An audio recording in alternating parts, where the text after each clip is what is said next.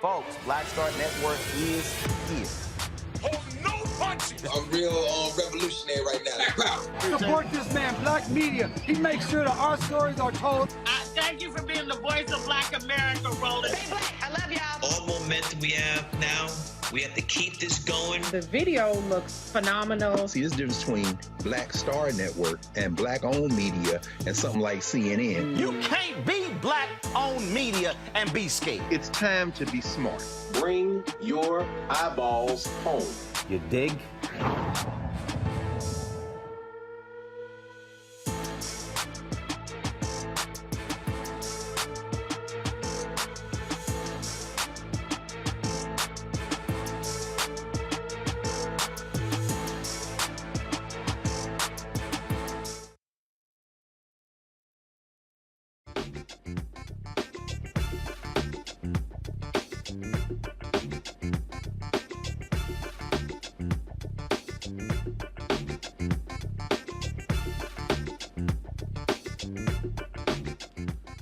Today is Thursday, July 28, 2022. Coming up on Roland Martin Unfiltered, streaming live on the Black Star Network. The family who says their child was discriminated against at Sesame Place in Philadelphia, they are hitting SeaWorld with a class action lawsuit. We have the family's attorneys on to break down this suit. A new poll shows the issues that concern Black voters the most. We'll speak with Alicia Garza of the Black Features Lab, as well as Mondale Robinson of the Black Male Voter Project, and a mayor of Enfield, North Carolina, to unpack this poll. August 20th marks the day enslaved people first step foot in North America. We'll speak with Houston Congressman Al Green about a bill for Slave Remembrance Day. Also, Vice President Kamala Harris talks about the billions being targeted to underserved communities in New York City. We'll show you what she had to say. Comedian Jon Stewart was not laughing on Capitol Hill, blasting Republicans for blocking a bill that would provide health benefits to veterans. These folks don't give a damn about those who serve in the military. He says all they care about is the war machine. And we have a number of in memoriams of African Americans who have passed away, including actress Mary Alice. Folks, a lot to unpack. It is time to bring the funk on Roland Martin Unfiltered on the Black Star Network. Let's go. He's got it. Whatever the biz, he's on it. Whatever it is, he's got the scoop, the fact, the find. And when it breaks, he's right on time and it's rolling. Best believe he's knowing. Putting it down from sports to news to politics. With entertainment just for kicks, he's rolling. It's on go, roll, y'all. It's Roland Martin, yeah. Rolling with Roland now. He's funky, he's fresh, he's real, the best, you know he's Roland Martin now.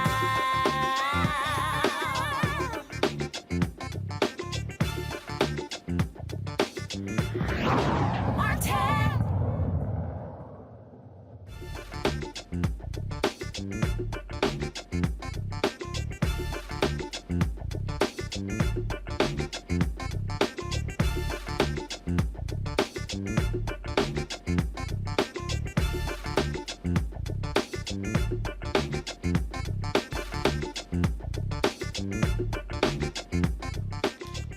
All right, folks, glad to have you on today's show. A Baltimore family is suing Sesame Street theme amusement park for $25 million in federal court over claims of racial discrimination. They say multiple costume characters ignored a 5-year-old Black girl during a meet and greet event.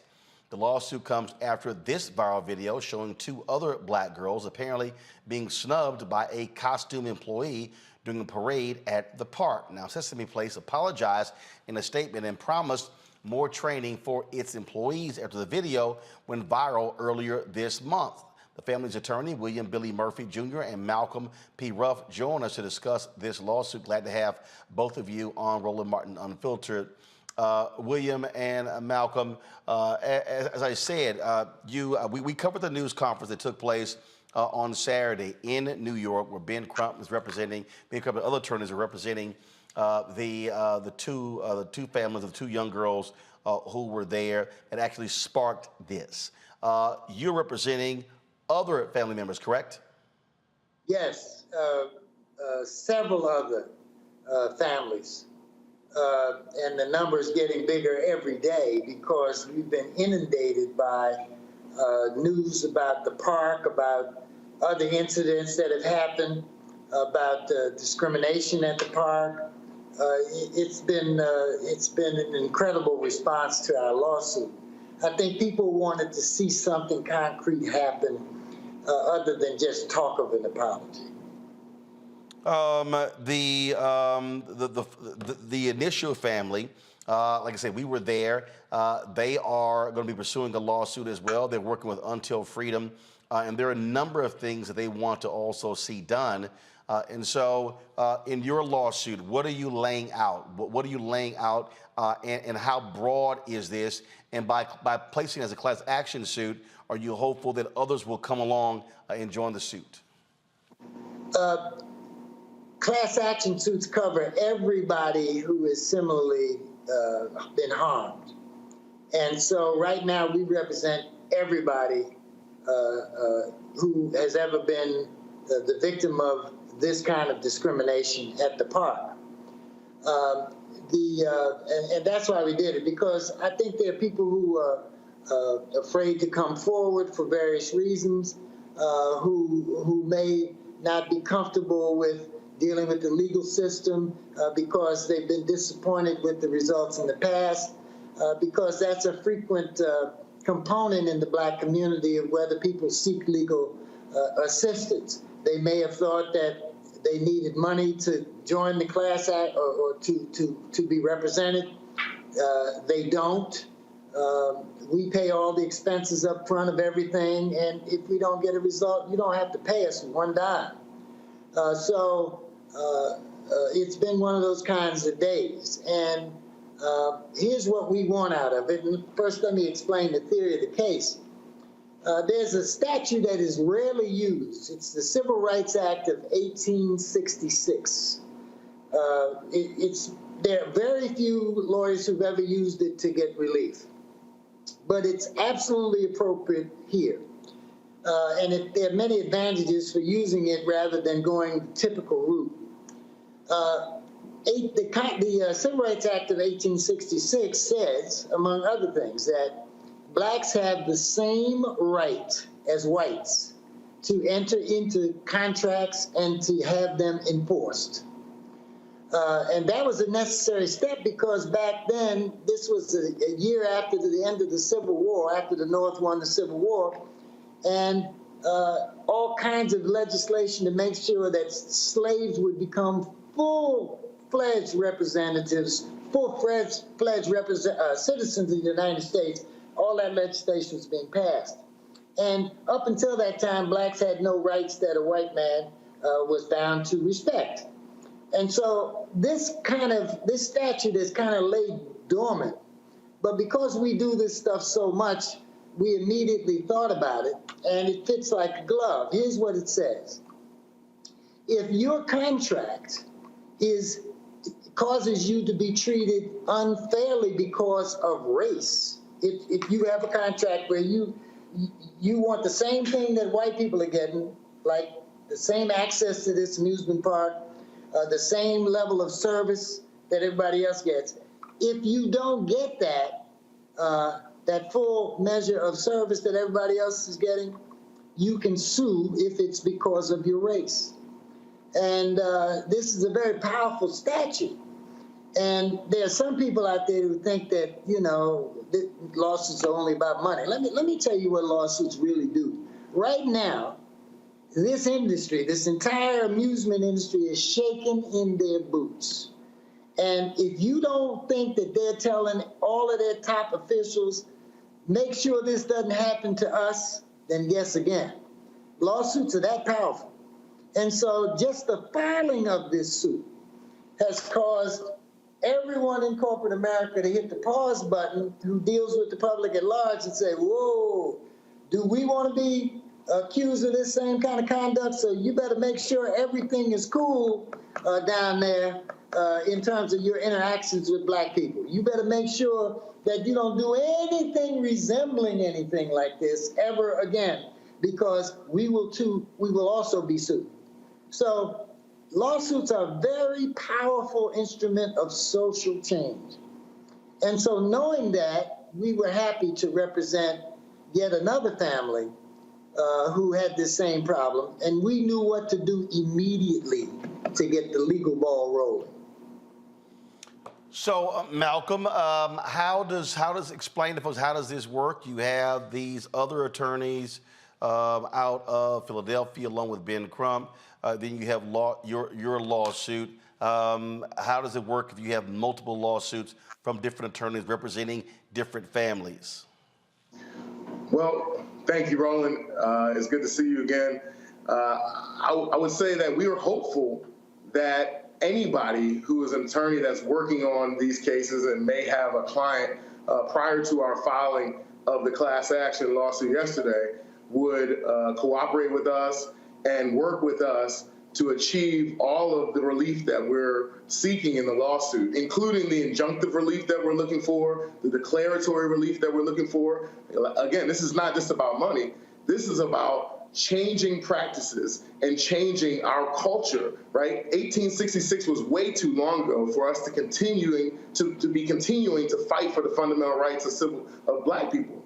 It just does not make sense that we still are having this fight in modern day America. So we know that there are some powerful lawyers out there, and we're hopeful that if there are lawyers that represent other folks in this case, and these cases that involve discrimination at Sesame Place, that they'll work with us to achieve the ultimate goal, which is justice for any Black and brown family who's been marginalized, who has been snubbed, who's been ignored, disregarded by Sesame Place. SeaWorld now owns them. With representing these families, had you had any conversations with SeaWorld prior to filing this lawsuit? No. In a word, no. All right, then. Well, gentlemen, certainly keep us abreast of what happens with this case, and we're certainly going to be covering it to its conclusion. Now, let me add one last thing to the question you talked to Malcolm about. When class actions get filed, there is a period of time when we are the only representatives of that class of people. And when the class gets certified by a judge, meaning that it is as a well-founded class action, then people can make a decision for themselves about whether or not they want to pursue an individual lawsuit or be part of the class. That's how it works. And so nobody is locked in against their will. But we hope everyone will understand that we want to represent everybody who was involved, because when you get numbers, you get leverage, you get power. And the more we see of a systematic nature in these situations, the more we see patterns of discrimination, that shuts down the opposition that says, well, how do you know this was a discrimination? How do you know it was an intentional act? If it turns out to be widespread, all of that kind of criticism goes away, and it brings the company to its knees. And so then they must come up with a fair offer of a settlement, or we go to court. All right, then. We certainly appreciate it. Thanks a lot, gentlemen. Thank you, Roland. Nice to see you. Likewise. Thanks so much. Folks, I want to introduce our regular Thursday panel. Glad to have them back. Joining us right now, Erica Savage, founder of the Reframed Brain, Reese Colbert, founder of Black Women Views, Dr. Greg Carr, Department of Afro-American Studies, Howard University. One of the things that I believe here when we talk about not just this lawsuit, but like I said, when we covered the news conference on Saturday in New York City, and I've had conversations with those attorneys until freedom as well. I really think, Greg, that that the idea has to be far more expansive, and this is what I mean. I hearken back to Operation Breadbasket, how they approached these companies. A lot of people I've already seen on social media. We need to boycott. And I have to keep reminding people over and over and over again that if you actually take the time to study Reverend Louis Sullivan's initiative, which they did there in Philadelphia, he presented the idea to Dr. Martin Luther King Jr. King asked him to come down to Atlanta to present the idea to Southern Christian Leadership Conference. They adopted that same plan. That is what became Operation Breadbasket. Boycott was the last thing on the list. There literally was a 6-step process, and I'm going to pull the book out in a second and explain to people what those 6 are. And I really think that people involved in this case and others should study what they did, because it wasn't just filing a lawsuit and you get the clients paid and the attorneys get paid. If you use the Operation Breadbasket model, when they went in, they wanted jobs, they wanted opportunities for black-owned businesses, they wanted money deposited in black banks. I mean, it was far more expansive in terms of how they approached various companies, and I think that's exactly what should happen in this case. Make it far more than just the families who were harmed. They absolutely should be compensated, but really expand this thing in a broader way so it actually benefits Black Philadelphia, Black Pennsylvania, Black America. I couldn't agree more, Roland. Before I say anything else, though, let me thank you, man, as a ex-baseball player, a dyed-in-the-wool baseball fan, and a Jackie Robinson stan. Your coverage of the museum opening was immaculate, brother, including I got to watch that documentary because you streamed it here after Jackie. And I encourage everybody to go back to Black Star Network and watch that documentary. It's a hell of a documentary. My granddad's favorite man was Bob Gibson, brother, and Kurt Flood. It's a great thing. But at any rate, you know, we're in dangerous territory with the Civil Rights Act of 1866. As you remember, as you talked about extensively at the time, this is the same statute which was passed between the 13th Amendment and the 14th Amendment that Byron Allen used to sue Comcast. Yep. And of course, they settled out of court. And the fear was, with this conservative white nationalist federal bench, that they could narrow the protections around race of the Civil Rights Act of 1866, which, you know, I don't want to disagree with Billy Martin. He's a hell of a lawyer, of course, with a long reputation, but it has been used, not enough, but it has been used over the years. And in fact, it has many times been looked to, particularly Section 1981, which is the civil component of the Civil Rights Act of 1866, as a weapon to protect our rights precisely in the way that he outlined. But to your point, now we heard them talk about declarative relief and injunctive relief. I'm sure there'll be a call for punitive damages, although that's where I think we get to have a little bit of a difficulty. And for this reason, when we start thinking about standards of proof, remember the fear in the Byron Allen case was that Byron Allen would not be able to satisfy the but-for kind of formulation, meaning what? But for your race, Comcast would have sold you these channels. Well, we clearly have this right here. We have this evidence, but if you got a class action, what does a but for the race of these children look like if you don't have any visual evidence when you're talking about a class action?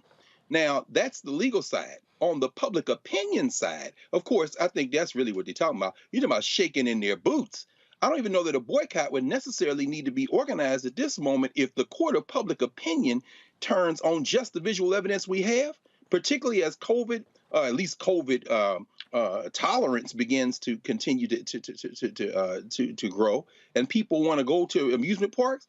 Man, this is a public relations nightmare. Hopefully, they will not go to court, because if it does, I don't know if they can satisfy that burden any more than I don't think Byron Allen could have satisfied it. See, the thing here, Reese, and I'm going to say this again to all the folks who, y'all heard me refer to this book, everybody who's watching and listening, and this was the book, this was written by Martin L. Depp. He was a white pastor in Chicago who was on the executive committee of Operation Breadbasket. This is the book right here. It's called Operation Breadbasket, An Untold Story of Civil Rights in Chicago, 1966 to 1971. A lot of people have talked about Breadbasket, but he literally lays out, because he had the paperwork, he had the documentation. And what they did, Reese, is when they went after companies, they first had something that was called information gathering, where they would actually send information to the company requesting their data on employment, on contracts, things along those lines. Then they would have what is called committee evaluation. And then, for instance, they said early in our negotiations, we established 20% as a minimum demand for African-American employees. And that was based upon the numbers of black folks in Chicago. Then they had negotiation and education, negotiation with the company, but educating their churches about what they were doing. The fourth thing was economic withdrawal, their don't buy campaigns. Then if the company came to an agreement and they would or establish a covenant, they would sign that. Then the sixth step was monitoring. So economic withdrawal was number 4. And I think what is critically important here, if you're talking about Sesame Place, I think what the lawyers should do, and Until Freedom should do, the folks involved, is expand this to say, we're not just going to look at you, Sesame Place, we're going to look at your parent company, SeaWorld. We want to know about black board members. We want to know about black senior executives. We want to know about black junior executives. We want to know what black companies are you actually providing contracting opportunities with. We want to know what HBCUs are you working with. We want to know, are you depositing money in black banks? And so you use this opportunity not just to focus on the incident, but then you go within this company and then you basically say, no, we're gonna lift the hood up to look at everything, and you make that all a part of your negotiations. Well, yeah, I think that's an ideal approach, but I think more than likely what we're looking at is a bunch of pissed off parents who are realizing that their kids were a part of a pattern of discrimination and racist behavior. So hopefully, with the organizations that are involved and the attorneys that are involved, they will go beyond just punitive damages for the particular children that experience this wrongdoing. But, Roland, I would defer to you, and I will certainly defer to Dr. Carr in terms of the strategy and legal strategy behind that. But I will say, I'm just happy to see black people getting a little bit more litigious, because whether or not it goes to court and a trial and all that kind of stuff really usually doesn't go that far. But the threat alone, I think, is very powerful. And I think we also have to recognize, when it comes to things like economic withdrawal, we live in a different era of information sharing. I know for me, if I see one bad Yelp review, I'm like, you know what, maybe I'm not going to try that place out. And so, people are a lot quicker to kind of hold their fire or find someplace else to patronize than back then, where there was a little bit more of, okay, we have to inform our folks. We have to launch a campaign so that people know not to go there. Now you see Instagram, you see Twitter, and you're like, oh, no, I'm staying away from there. So I definitely think that the fallout is rather immediate in terms of the impact to these corporations, and that's why they are shaking in their boots, and that's why they aren't taking the typical tack that they do in trying to, completely deny it. But I do think it's a goddamn shame that you have to bias train people dressed up as Sesame characters to not be racist towards black kids. That's a damn shame. So this is why I am in favor of expanding this, because I think when you hit somebody, Erica, I believe you hit them, and you hit them hard. First, a lot of people out here, when they heard Sesame Place, they actually said, oh, Sesame Street. No, they don't actually own that particular park. That is a licensing deal. SeaWorld owns them. Go to my iPad. These are the other SeaWorld properties: SeaWorld Orlando, SeaWorld San Antonio, SeaWorld San Diego, Discovery Cove, Busch Gardens Tampa, Busch Gardens Williamsburg, Pennsylvania, Sesame Place Philadelphia, Sesame Place San Diego, Aquatica Orlando, Aquatica San Antonio, Adventure Island, Water Country, USA. To me, Erica, when you go to SeaWorld, you make it perfectly clear. SeaWorld, you're putting all of this in jeopardy if you don't fix what took place at Sesame Place. That, I guarantee you, from a corporate standpoint, they begin to shake in their boots when all of a sudden you make this a SeaWorld thing and not just a Sesame Place, Philadelphia thing. Right. And the reporting that I've read thus far about SeaWorld is that they have been well aware of these racist practices amongst their employees for quite some time now. So they're going back to 2018 to connect with anyone who's been in any type of discriminatory or has been subjected to discriminatory behavior on part of their employees. So what that says to me is that SeaWorld is really living the Americana dream, that they are absolutely participating in the legacy of race, the legacy of discrimination as established by this country thus far, and have employees that are not yet named for employees that don the costumes of Ernie, of Elmo, of Telly the Monster, and of Abby Cadabby, and that this is what they've been doing for quite some time. So, to me, and not trying to step on anyone that conducts DE&I training, not to step on their bag, but to me, this is not something that diversity, equity, and inclusion training is going to solve. Hell no. This starts at the top. Exactly. This starts at the top. Reese said, it's a damn shame that bias training would even have to be offered for folks that are donning costumes, but this has been the legacy of this country forever. If not a Klan robe, it has been in their plain clothing that they have made it very much so their inferiority complex lens to ensure that Black people, indigenous folks, felt less than. So I think when we kind of go back to corporates shaking in their boots, if they really were shaking in their boots, then this would not be their practice. I think that they're shaking because the light has been shined on it. Now, let's see how long this will continue. This campaign for them to clean up their act will continue. And I think that the strategy that you laid out, Roland, with regard to the breadbasket strategy some decades ago would be excellent to do. But do people have the actual longevity? Do people have the patience? Do people have the actual capacity to actually engage in that type of marathon when it's not going to be some type of immediate satisfaction? But that's precise. See, but this is precisely my point.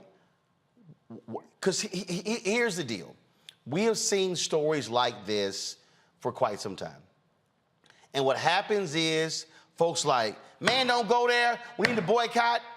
You know what they do? They wait. And they go back. They wait. They wait for us to die down. They wait for the emotion to go away. They make some, see, again, when you mentioned the whole DEI thing, I don't even want to hear DEI. No question. I don't want, the answer ain't hiring some DEI consultant, because the reality is, and in fact, Carol, let me know when we're going to have a sister on, a sister who's a longtime DEI person. She actually talked about how that, frankly, was a failure. And most of these DEI positions are bullshit. They got no budgets, they got no power, they got no staff, they got no P&L responsibility, and all it is frankly, somebody Black, somebody Hispanic, or somebody who's white and gay, who gets hired in the DEI position. They get a salary of $200,000, $250,000. They're good. They have an assistant or a secretary, and then that's it. And so I need our people to don't even fall for the DEI okie doke.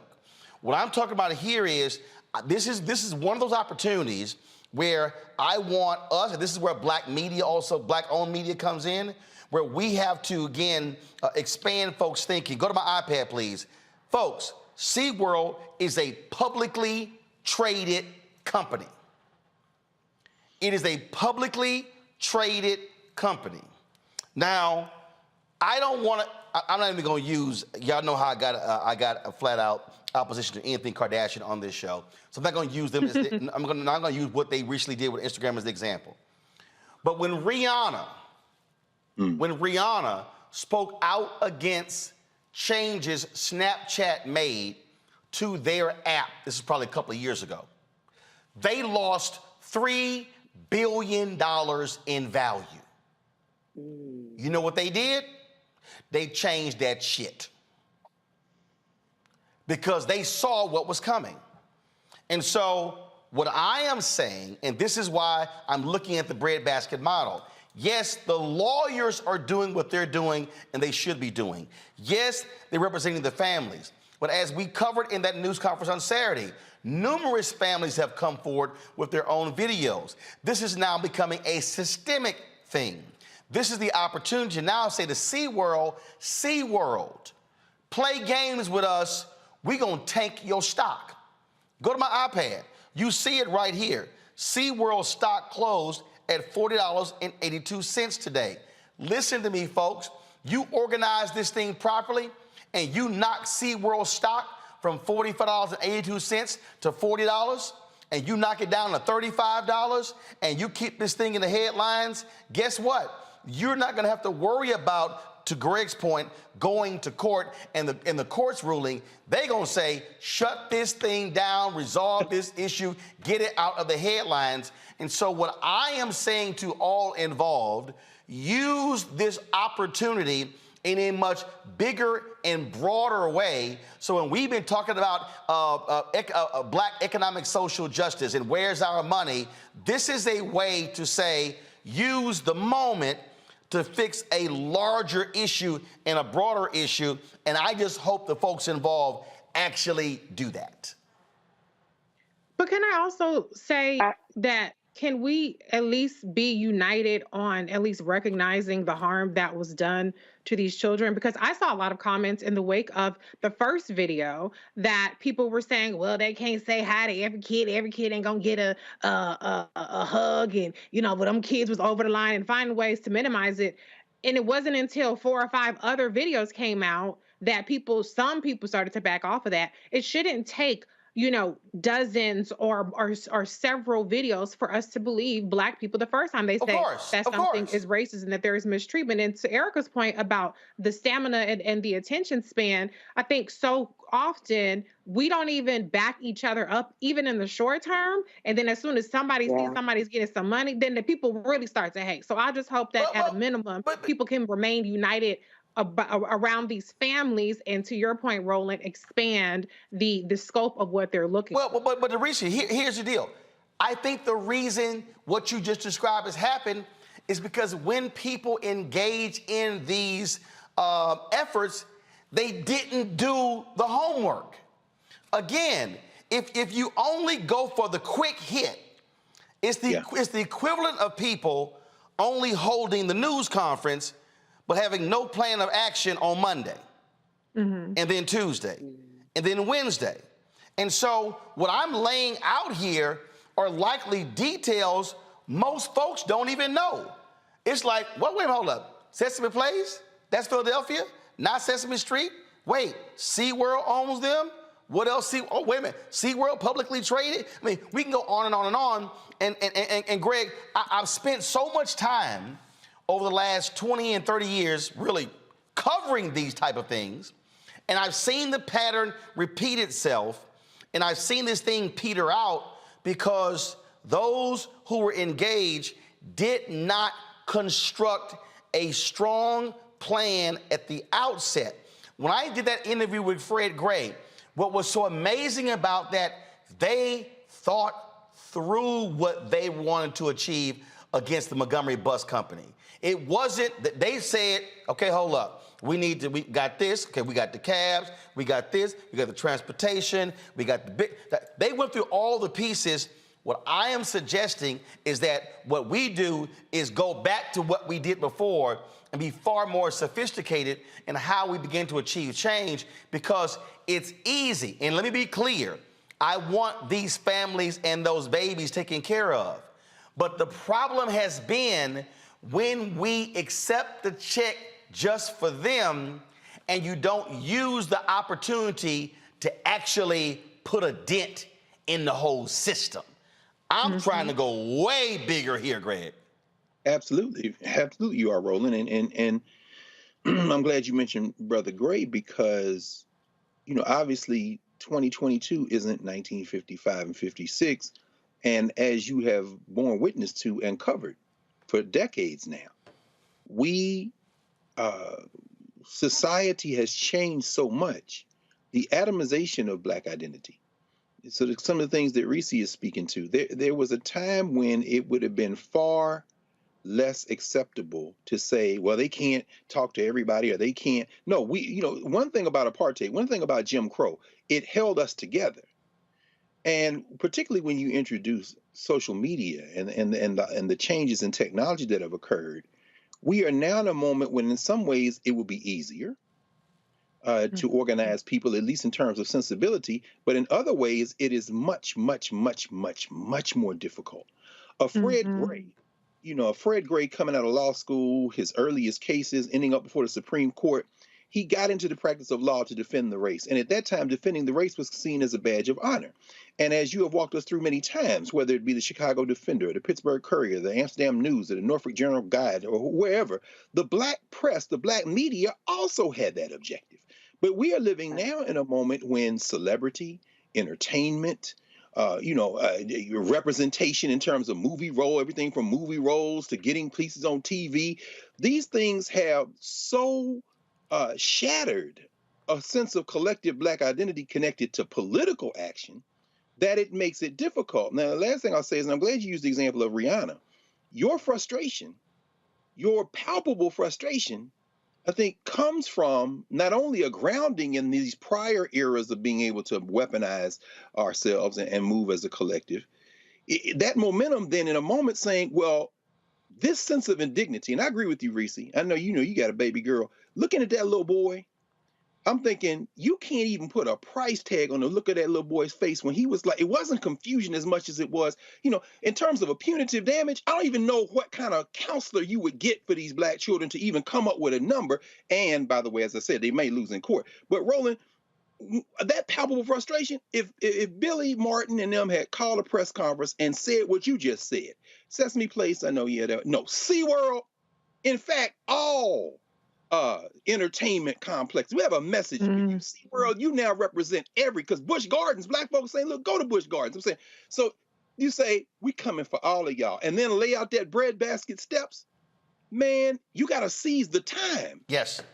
But that frustration you're saying, brother, I don't know how you do that in a moment when there is so much white noise, so much static. Well, you do. And I'll make this final comment before I go to my next guest. And in fact, what we're talking about here really rolls into what our next conversation is going to be.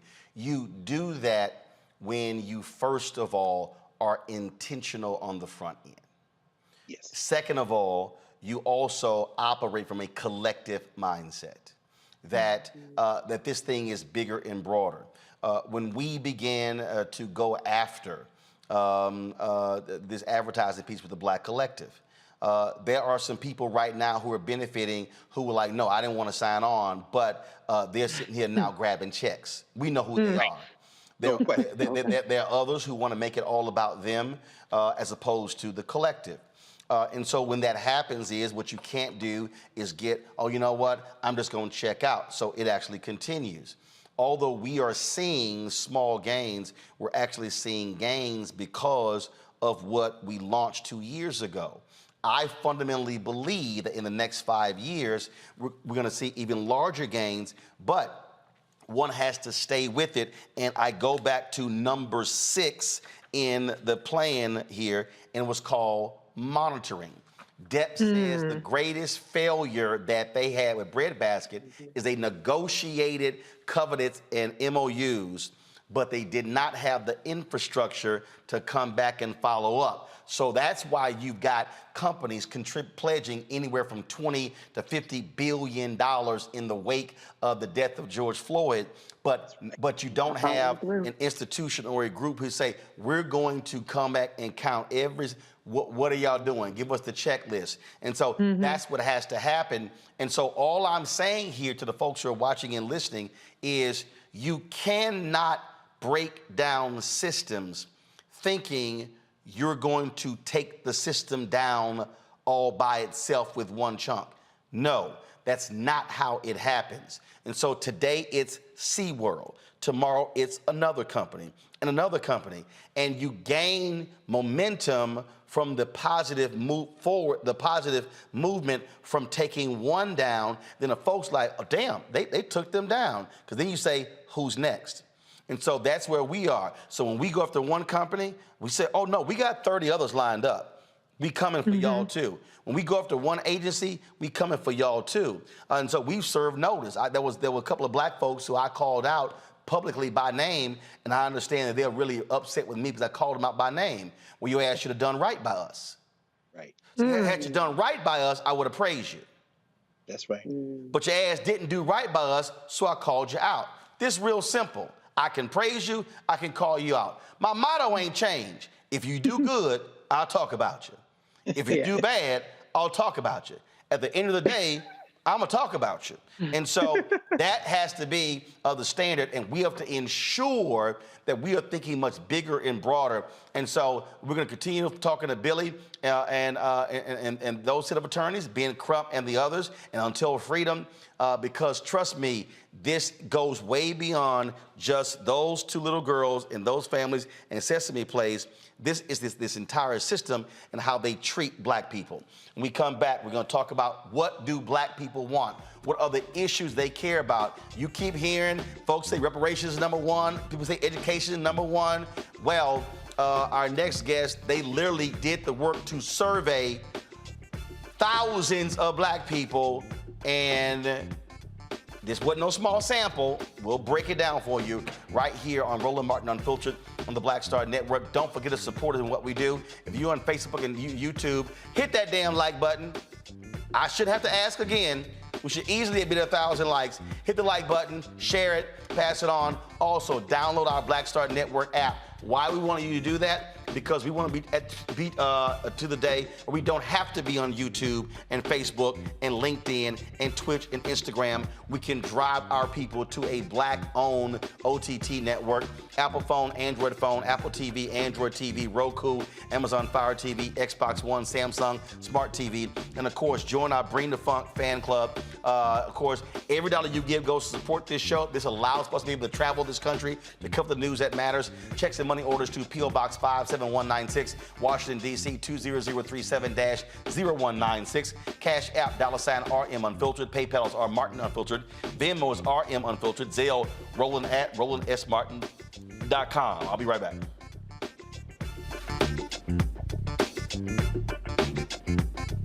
On the next Get Wealthy with me, Deborah Owens, America's Wealth Coach, you see the headlines.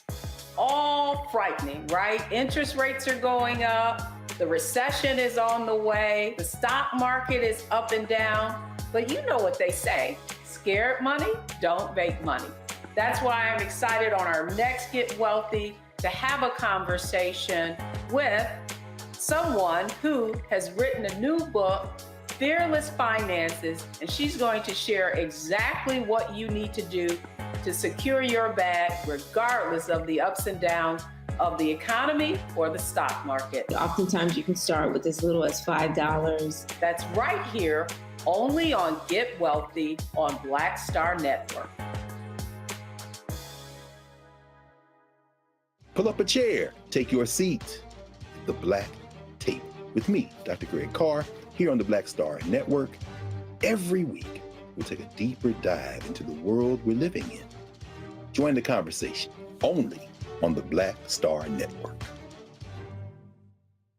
Hi, y'all doing? It's your favorite funny girl, Amanda Seals. Hi, I'm Anthony Brown from Anthony Brown and Group Therapy. What up, Lana Well, and you are watching Roland Martin Unfiltered.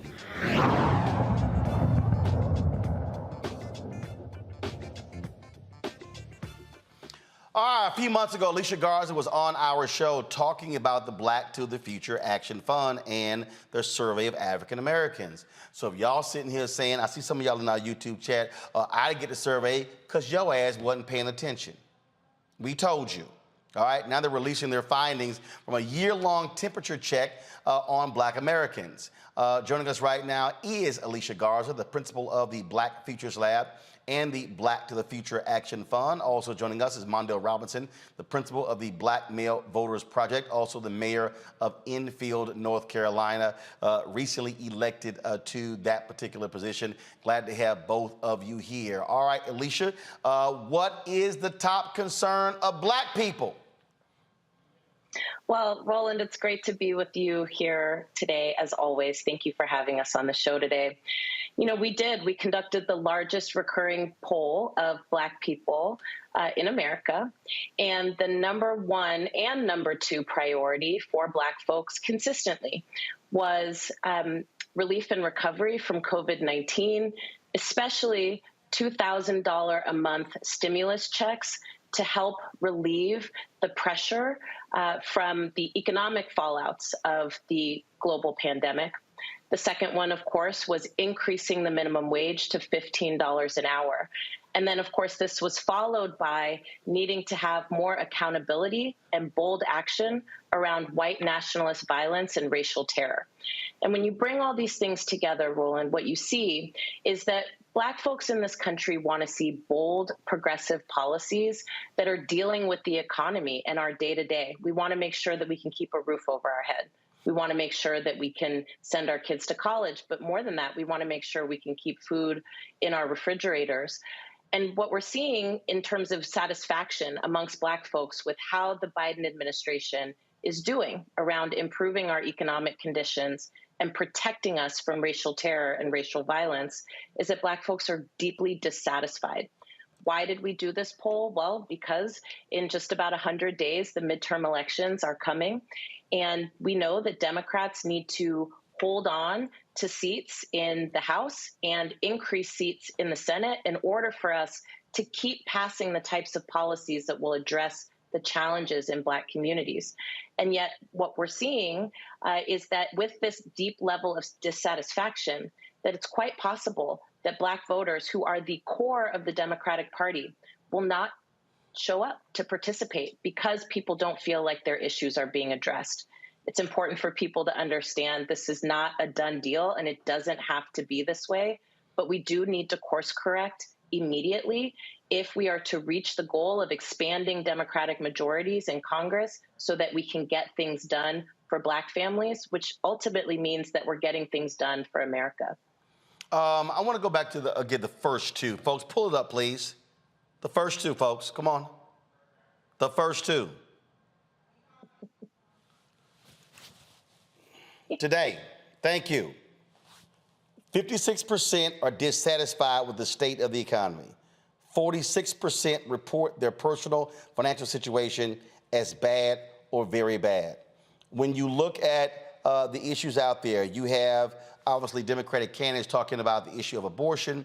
You have January 6th. You have Republicans who are trying to say the economy. We've had now 2 consecutive quarters of GDP going down. Folks say, oh, that means now recession. You've got companies talking about potentially laying off people because there's a fear of the recession.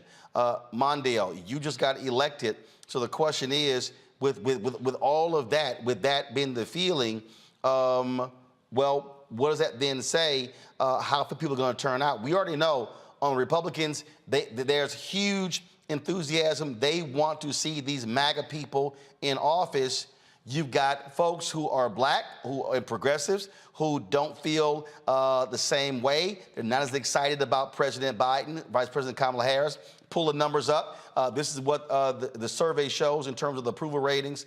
In terms of President Biden's approval rating, 65%. Vice President Harris's approval rating, 66%. If you are a Democrat and those are your numbers, you are DOA. So, Mondale, what should these politicians be saying to Black people between now and November?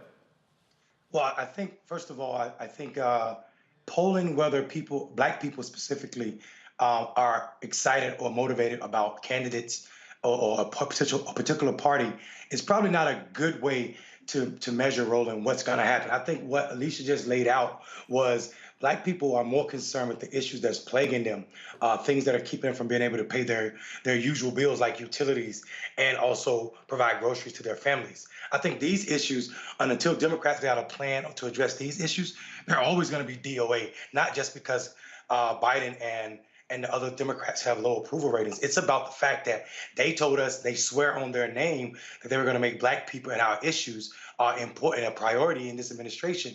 And Black people don't feel protected, as shown in this poll, nor do we feel like people are out here fighting for our issues or prioritizing them. So I think we could keep capping all we want to about people being motivated about a certain candidate, whoever they are.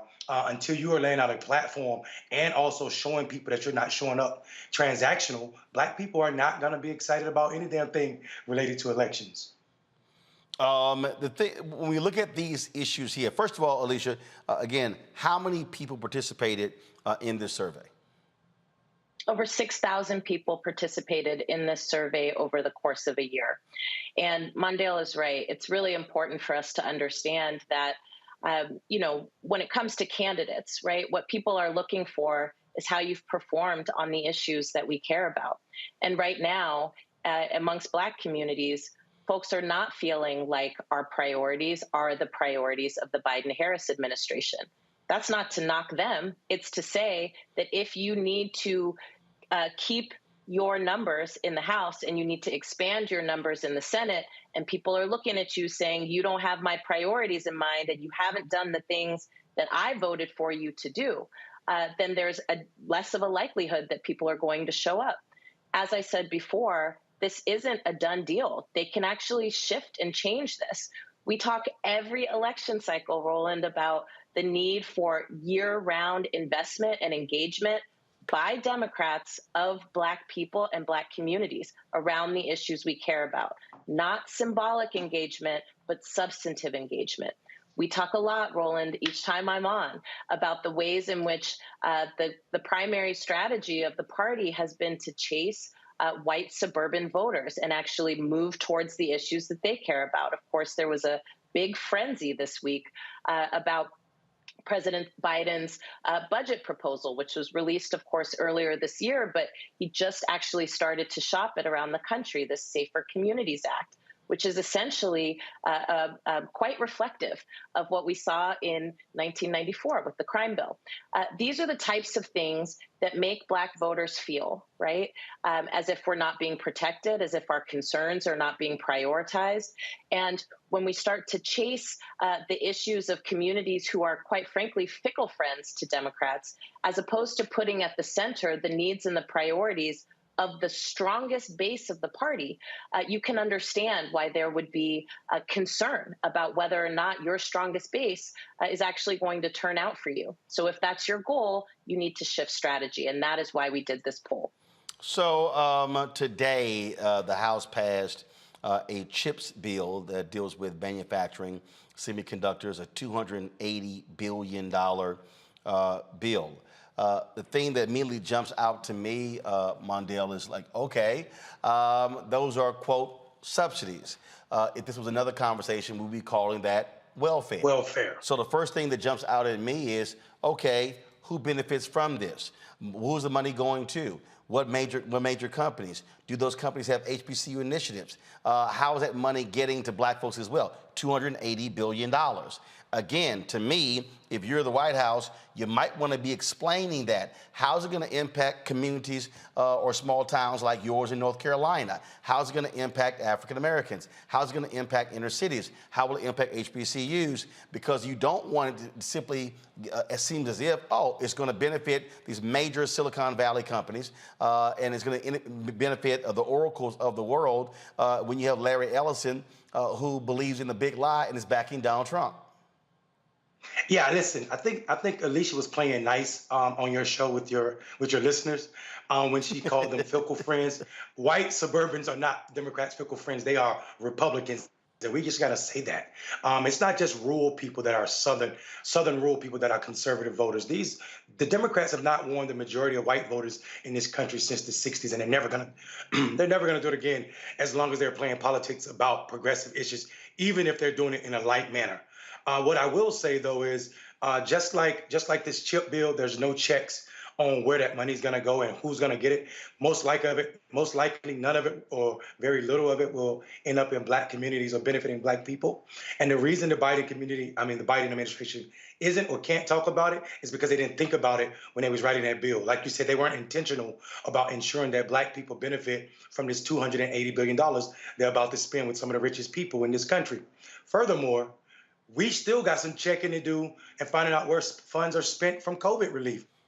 We know that a lot of these resources already went to police departments around this country. Some of it was supposed to be to benefit rural communities. We got to address where that money is. Who's checking on that? You were talking in your last segment about having the resources to go back and check on that. I think Alicia Garza and the team over at Black to the Future Action Fund have started that conversation, but we need to get real serious about figuring out who is receiving all these funds that supposedly are to benefit Black people. And the reason I'm talking about rural Black people so often is because in Black spaces in the South, we are overpopulated in rural spaces. We are 33% of that population. So that's more than our national average. So people need to really think about what's happening to rural people and how we're being ostracized, especially from resources, especially when you're a Black person. The survey also shows 73% support progressive measures on abortion rights, 85% favor Congress authorizing $2,000 monthly COVID-19 relief checks for every American until the economy recovers. And so that's also what it says there. I got questions for my panel. First off, Erica, I'll start with you. Yeah, so thank you, Alicia, and congratulations to you, Mayor Robinson. And I was kind of interested in a bit of both of what you said with relationship to the SAFE Act, that there has been some disinformation around what that bill actually contains. And my good sis Reese, who's on the panel as well, does a lot of work around disrupting disinformation. Have you, both of you, have you all seen in your respective places where disinformation, even withholding those that represent the Democratic Party to court for what they have said that they're going to do for folks who have voted for them, have you all seen an infiltration of disinformation, even with information that you all have been putting out? And what are some measures that you are both taking in your respective places to help combat them, especially with the Safer Communities Act, where there's some disinformation about that being parallel to the 1994 crime bill? Well, I'll start off and just say that there are some deep concerns, and those concerns are valid. And part of the way in which disinformation is able to spread and proliferate as it is and as it does is because there is such a gap between engagement and investment in our communities, that in that gap, what gets inside, right, are operatives and people who don't have our best interests at heart or in mind. And they're able to take a grain of truth, right, and turn it into something that it is not. And so if we want to, and the best way for us to counter misinformation and disinformation, especially as it's targeting Black communities, is to increase our investment in making sure that Black communities are being engaged, not just when we need something from us, but year-round and ongoing, even when we have disagreement about what the outcome is. Certainly in the Safer Communities Act, for example, there are some things that are very interesting. I would call it, both a carrot and a stick kind of a bill.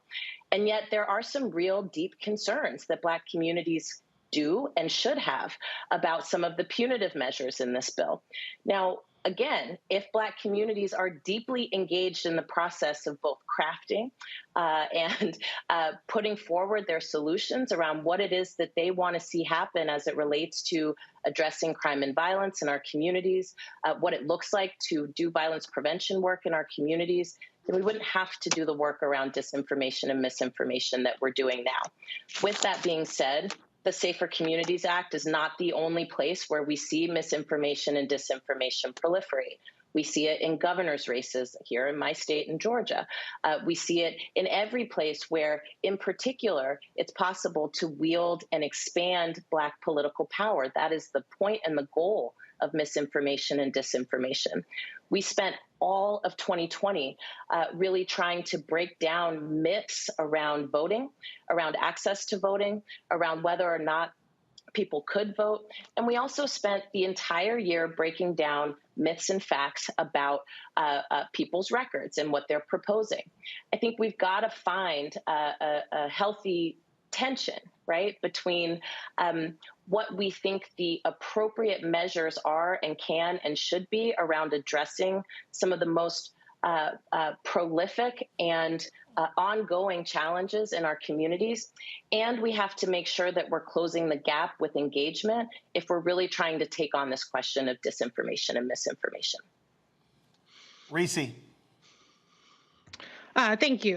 Erica covered the disinformation part. I actually am very familiar and I deeply respect the work of the Black Futures Lab and the Black Voter Project. In 2019, when it was released, I did a deep dive on it because I was a supporter of Senator Kamala Harris at the time. And her policies all hit all the marks. The $2,000 relief checks is actually a proposal from Senator Kamala Harris that she introduced in Congress.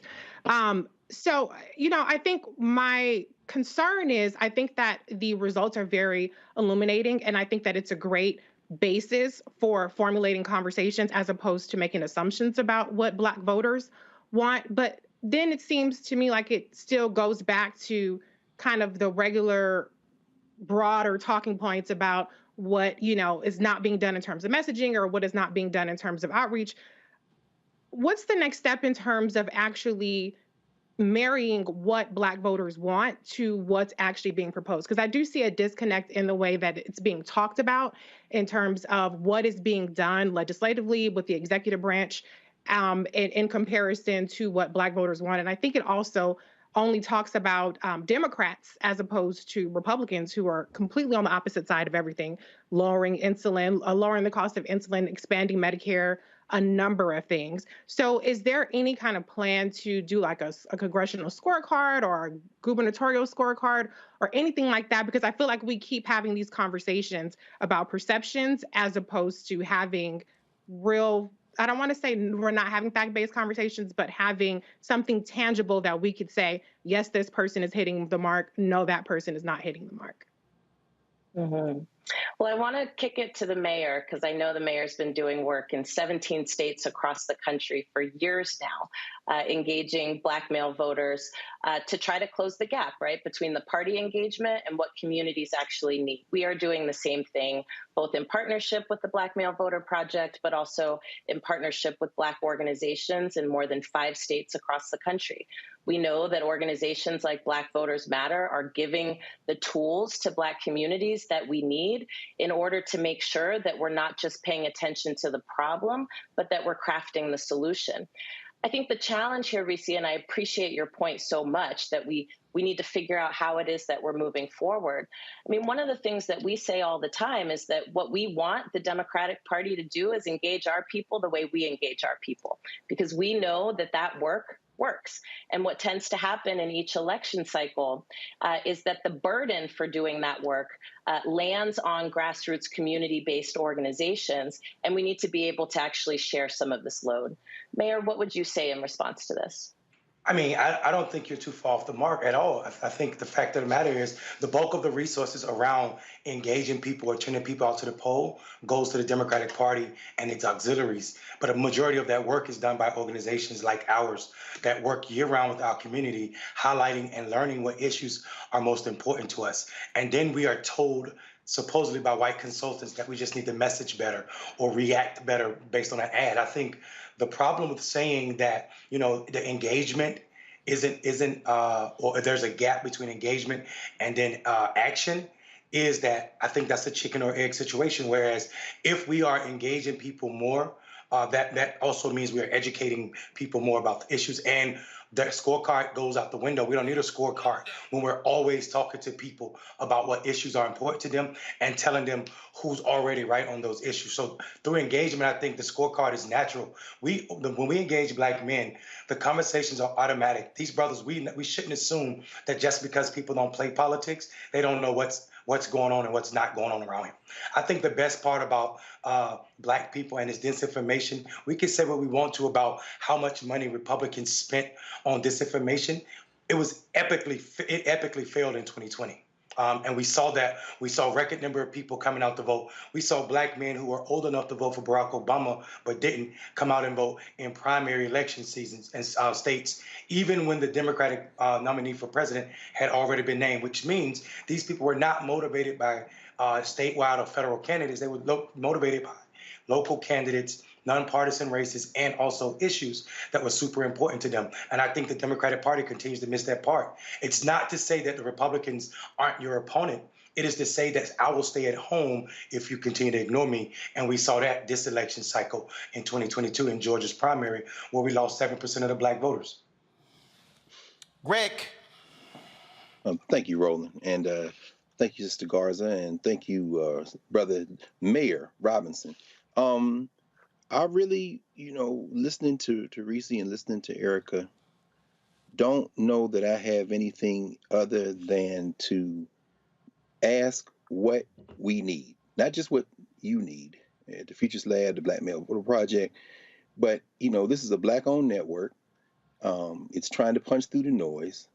And, during COVID, everybody was at home who could be at home. Many of our people had to work, obviously, but versus streaming, everybody's locked in. But now, this blitz, I live here in the DC area, and developers carpet bombed voters with all types of ads to try to stop progressives from getting in.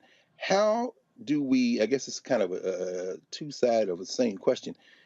What do you need? What do we need in terms of resources that can help close this gap, this engagement gap you're talking about, Alicia? And how do we really, as they perfect getting ready to steal these elections that they can in 2 and 4, and like you say, you're in Georgia, Lisa, you see it up close with Herschel Walker in particular.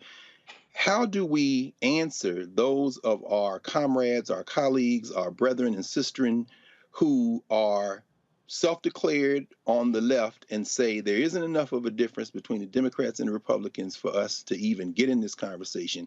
And in some ways, that's being used to kind of stoke Black voter apathy. But what do we need? Is it more resources? Is it more networking? It just seems like we're getting carpet bombed by these billionaires and all this money trying to just create confusion. And some of our people seem to be abetting it, albeit with the best intentions.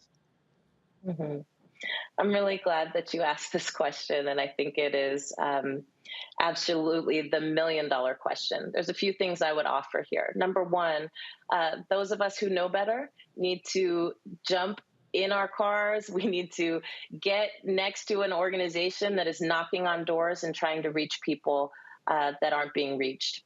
And why that is important is not just to expand the capacity of these organizations that are taking on Herculean tasks, but it's also to just stay connected to what real people who don't play politics but are political are really talking and thinking about. The fact of the matter is elections do matter. And we talk about this all the time when I come on this show. And this is a place where Uncle Roland and I come together without fail. Elections do matter, and they don't just matter in terms of what's happening in the White House and in Congress, but it matters in terms of what's happening in your neighborhood. Mayor Robinson mentioned earlier that we have been doing a range of FOIA requests to try to understand better where the COVID-19 relief and recovery dollars are going. And what we're finding in the 5 states that we're targeting, California, Louisiana, Wisconsin, Georgia, and North Carolina, is that upwards of 40% of those dollars have gone to law enforcement efforts when they were supposed to go to housing and eviction relief. Right. They were supposed to go to education. They were supposed to go to economic relief. And so it's important for us to do more listening than what we're doing. And anytime people say elections don't matter and there's no difference between Republicans and Democrats, I just encourage them to go sit at kitchen tables with people, bounce somebody's grandbaby on your knee, sit on people's porches and really talk to people about what they're experiencing. Second thing I would offer here is that I think what we need to focus more on, the left is going to do what the left is going to do, and I consider myself to be a part of it, and I can tell you this is a place where we diverge. But where I think we really need to be focused on is, people for whom they feel like everybody's left them behind. And that's really the place where we can dig in and make a difference. In our organization, we are doing scorecards. You will be able to go on our website and develop a voter guide based on the issues that you care about. We want to make sure people have the tools they need when they go to the polls, but we also want to make sure that our communities have the tools we need to change the rules and make the rules. We are also doing a Black Census project where we're surveying 200,000 Black people before October 31st about what it is that we deal with every day and what we want to see done about it, so that we can have a legislative agenda that we're moving beginning in the next cycle in January of 2023. So I think what we need to continue to do, right, is stay focused on the prize. We are going to continue to push to make sure that there is investment and engagement from the party, that Black folks uplift and basically make what it is. But it's also important for us to just stay engaged on the ground. Mayor, what would you say? I would say everything you said, plus we got to stop referring to the Democratic Party like it's something in the third person. That's our party. We are the power behind the Democratic Party. They don't win elections without the Black vote. So to say the Democrats are messing up, what we need to say is the money behind the Democratic Party need to start demanding more listening from Black people and of Black people, because that's our party. If the Black people sat out that party, it doesn't exist at all. And I think too often we don't recognize the power in owning what's ours. That's the first thing. The second thing I would say is usually when people are saying that there's no difference between Democrat and Republican, they're trying to say I don't understand what's going on and not feel like they are ignorant. So it's our job to hear that, like Sister Alicia said, make sure we're listening properly, because that's a red flag to say this person needs more information about what's happening in their community, what's happening at their state level, and also nationally, because you can't see these two parties and say there's not much difference unless you're just looking at Joe Manchin.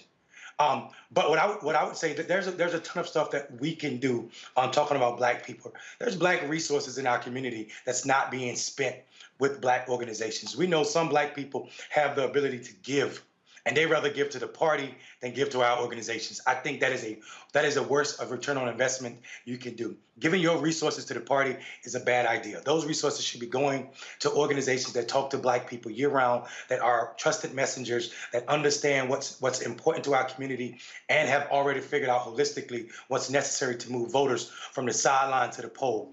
And I don't call people sporadic voters, because it lets the party and all of its auxiliaries off the line, when in actuality, we know when you spend more resources on voters or people, they're more likely to become super voters. So they're less invested in, so we call them low investment voters, not sporadic. And I think Black people make up the bulk of the low investment voters, whereas the white people in the Democratic Party, even those that look like us, sometimes think white when they want to go chase these conservative-leaning Republicans or Republican-like Democrats. And I mean that because if you listen to the talking points about critical race theory all through 2021, it cost us everything in Virginia, because we were talking to Republicans and we weren't talking about the issues that were plaguing Black people, i.e. the economy, i.e. the loss of that $2,000 monthly check, i.e.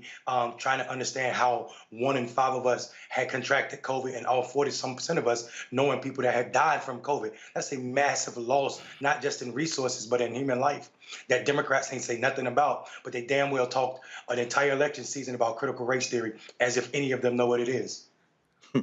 All right, then. First of all, where can people see the full results, Alicia? You can go to black2thefuture.org. You can also check out the Black Census at blackcensus.org. Make your voice heard before October 31st. All righty, folks. We certainly appreciate it. Thank you so very much, Alicia, and, well, that's Mondale. Thanks a bunch. All right, folks, got to go to a break. When we come back, Slave Remembrance Day. Congressman Al Green wants that to be official. We'll talk to him next on Roland Martin Unfiltered. We'll also we'll show you what Vice President Kamala Harris had to say today about billions being targeted to underserved communities. And she spoke in New York City. We'll have that. And Jon Stewart laid into feckless, weak, and impotent Republicans who voted against veterans, but they voted for the same thing 2 months ago. We'll explain what happened, and he was not holding back. You're watching Roland Martin Unfiltered right here on the Black Star Network.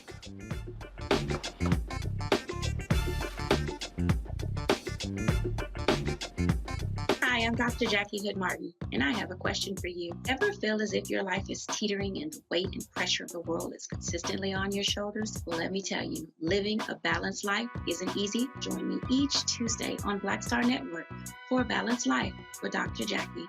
We'll laugh together, cry together, pull ourselves together, and cheer each other on. So join me for new shows each Tuesday on Black Star Network, A Balanced Life with Dr. Jackie.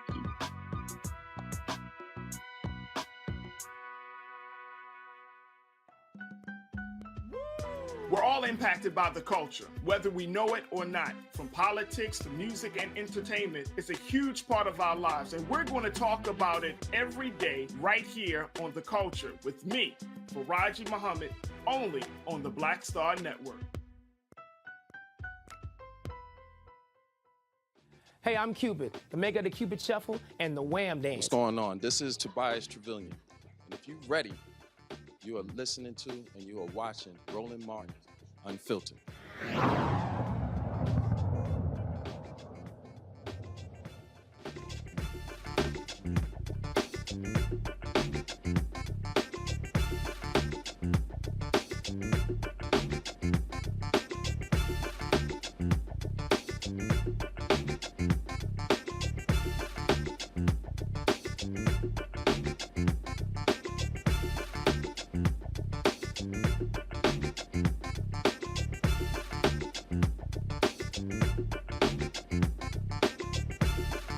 Folks, it was on August 20th, 1619, that the first people of African descent came to this particular country. 20 of them. They arrived at what is now Fort Monroe, then Point Comfort in Hampton, Virginia. No, it was not Jamestown. They came here against their will. Thanks to Texas Congressman Al Green, the House has passed the Slavery Remembrance Day resolution.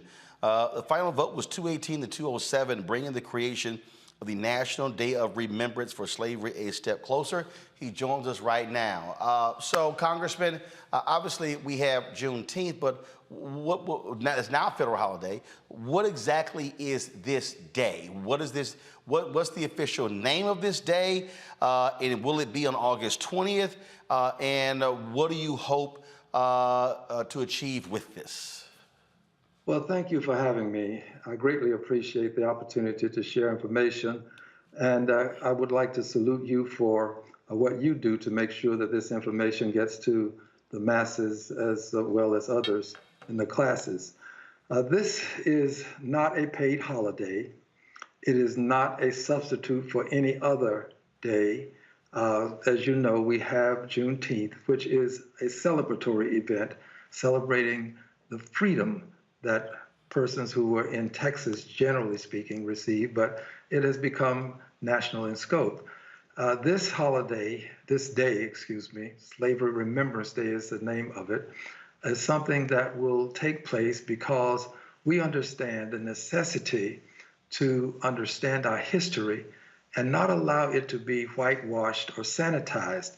In the state of Texas, there's a movement afoot by some to rename slavery involuntary relocation, which is not even a nice way of saying what actually occurred, not a proper way. So we want to make sure that the history is written properly. And we also want to give ourselves an opportunity to recognize what happened during slavery. Slavery was one of the most atrocious things to have been committed upon human beings. And we don't want it to appear as though they were happy people, that they were singing as they were picking cotton, that this was a joyous time and they were well taken care of. It was brutal. Persons who were brought to this country were sold at an auction block. Families were separated, children taken from the arms of their parents, husbands and wives separated. It was a time of great crisis, a great turmoil, great pain, and great suffering for people of African ancestry. And I hope that we will find on the 20th of August of each year some time to just pause for a moment of silent solemnity. Put your hand on your heart and just think about the millions who suffered under this horrible institution, abominable institution called slavery. And when you do this, I believe that this will help us to stay in touch with our history.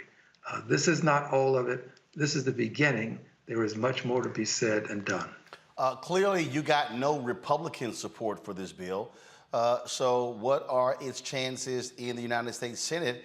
And what do you want our folks to do? Do you want folks to be picking that phone up, calling, hitting folks up? So what do you want to be done? Well, this is historic. Make no mistake about it. More than 400 years ago, this white lion ship landed, as you pointed out, in Point Comfort with 20 persons on it who were enslaved. And while we passed it in the House, there was one. Ms. Cheney did vote with us on this. So in that sense, it's bipartisan, but barely. And what we'd like to do is now, rather than move immediately to the Senate with it, the president can sign an executive order. That ultimately is what we're trying to accomplish. We want to get the president to sign an executive order similar to the way former President Trump signed an executive order honoring Holocaust remembrance. We would like to get this president to do a similar thing. And if he would do this and give it the recognition that it deserves from the country that enslaved people, I think that would be very meaningful. It would say something about the country, how far we've come, about our desire to atone for the atrocity. So our next move is to move toward the president to try to get the president to sign an executive order. We'd like to get it done for this year, for August the 20th, this year. That would be great if he would. My hope is that he will, and we'll be approaching the president about doing this. All right then, Congressman Al Green, we certainly appreciate you joining us, letting us know about this, and we'll see what happens. Thank you very much. Thank you. All right, we appreciate it. Thanks a lot. Folks, let's talk about congressional inaction. The House moved on a bill that would extend relief to many veterans who have been impacted by these toxic pits, these toxic burn pits. Now, it passed in the Senate a couple of months ago, 84-14. But there was an error in it, so they came back to fix that. Well, Republicans blocked this in the United States Senate. I mean, literally, it's DOA. It was 55-42. They would not vote for it. Now, here's what they claimed. They claimed that, so what happened here was McConnell said that if Democrats don't move on using reconciliation to raise taxes on the rich and deal with climate change, that they would support this bill. Well, what happened was the bill got passed in the House. Then Dems announced this deal with Manchin. Republicans got pissed off, so therefore they voted against this bill. Right now you have Senator Susan Collins saying that because Democrats are going to put forth this bill to deal with climate change and taxes, that she's even saying Republicans may doom a bill to codify same-sex marriages. They're upset because Democrats are using their power. Isn't that what you're supposed to do? Didn't they tell us elections have consequences? That when you win, you're in control? I did recall that that's what Mitch McConnell and others actually saying, right? I think so. Well, comedian Jon Stewart, he has been very much involved on Capitol Hill for quite some time on veterans issues. And he came to D.C. today.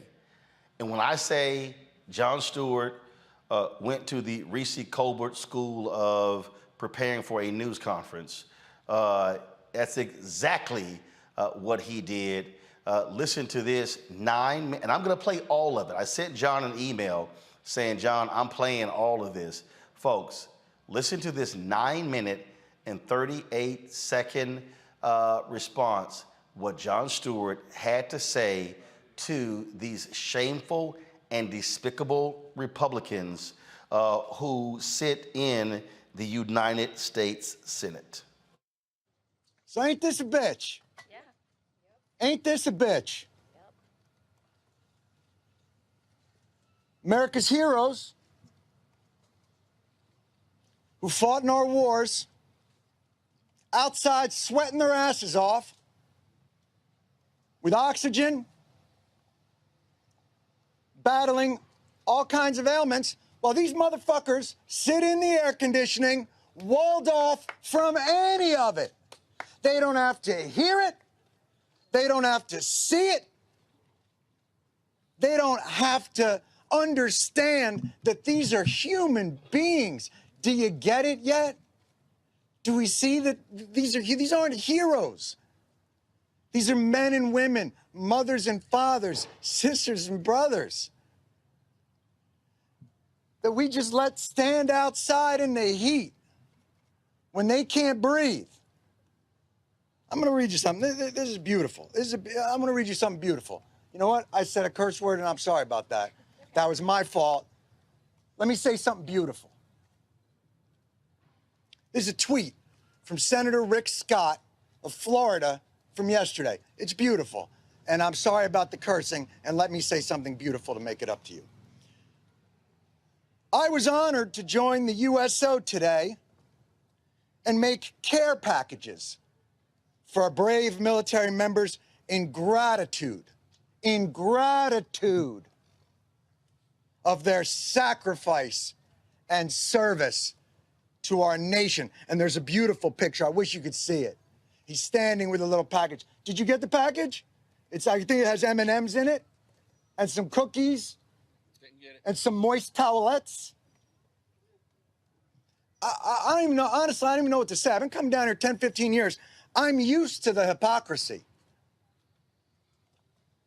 Christina Keene will tell you from VFW. She sat in an office with Mitch McConnell and a war veteran from Kentucky, and he looked that man in the eyes and he said, we'll get it done. And he lied to him. Because Mitch McConnell yesterday flipped. I'm used to the lies. I'm used to the hypocrisy. Senator Pat Toomey won't take a meeting with the veterans groups. Sends out his chief of staff. I'm used to the cowardice. I've been here a long time. Senate's where accountability goes to die. These people don't care. They're never losing their jobs. They're never losing their health care. Pat Toomey didn't lose his job. He's walking away. God knows what kind of pot of gold he's stepping into to lobby this government to shit on more people.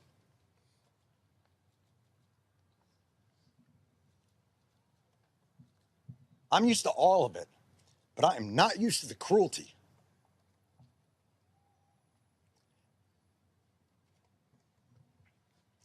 They passed it. June 16th, they passed the PACT Act. 84-14. You don't even see those scores in the Senate anymore. They passed it. Every one of these individuals that has been fighting for years, standing on the shoulders of Vietnam veterans who have been fighting for years, standing on the shoulders of Persian Gulf War veterans fighting for years, Desert Storm veterans, to just get the health care and benefits that they earned from their service. And I don't care if they were fighting for our freedom. I don't care if they were fighting for the flag. I don't care if they were fighting because they wanted to get out of a drug treatment center or it was jail or the army. I don't give a shit. They lived up to their oath. And yesterday, they spit on it in abject cruelty. These people thought they could finally breathe. You think their struggles end because the PACT Act passes? All it means is they don't have to decide between their cancer drugs and their house. Their struggle continues. This bill does a lot more than just give us health care. Gives them health care, gives them benefits, lets them live. Keeps veterans from going homeless, keeps veterans from becoming addicts, keeps veterans from committing suicide. Senator Toomey's not going to hear that because he won't sit down with this man. Because he is a fucking coward. You hear me? A coward. And like I say, I'm used to it. But this type of cruelty on those that we say we hold up as our most valued Americans, then what are we?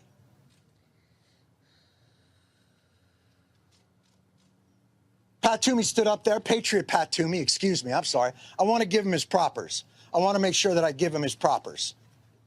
Patriot Pat Toomey stood on the floor and said, this is a slush fund. They're going to use $400 billion to spend on whatever they want. That's nonsense. I call bullshit. This isn't a slush fund. You know what's a slush fund? the OCO, the Overseas Contingency Operations Fund, $60 billion, $70 billion every year, on top of $500 billion, $600 billion, $700 billion of a defense budget. That's a slush fund, unaccountable, no guardrails. Did Pat Toomey stand up and say, this is irresponsible, the guardrails? No, not one of them did. They vote for it year after year after year. You don't support the troops, you support the war machine. That's all you care about.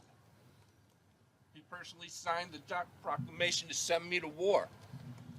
Boy, they haven't met a war they won't sign up for, and they haven't met a veteran they won't screw over.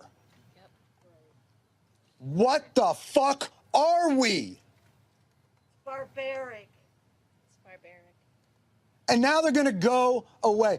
Pat Toomey says, I've got veterans groups behind me. I call bullshit. These are the veterans groups.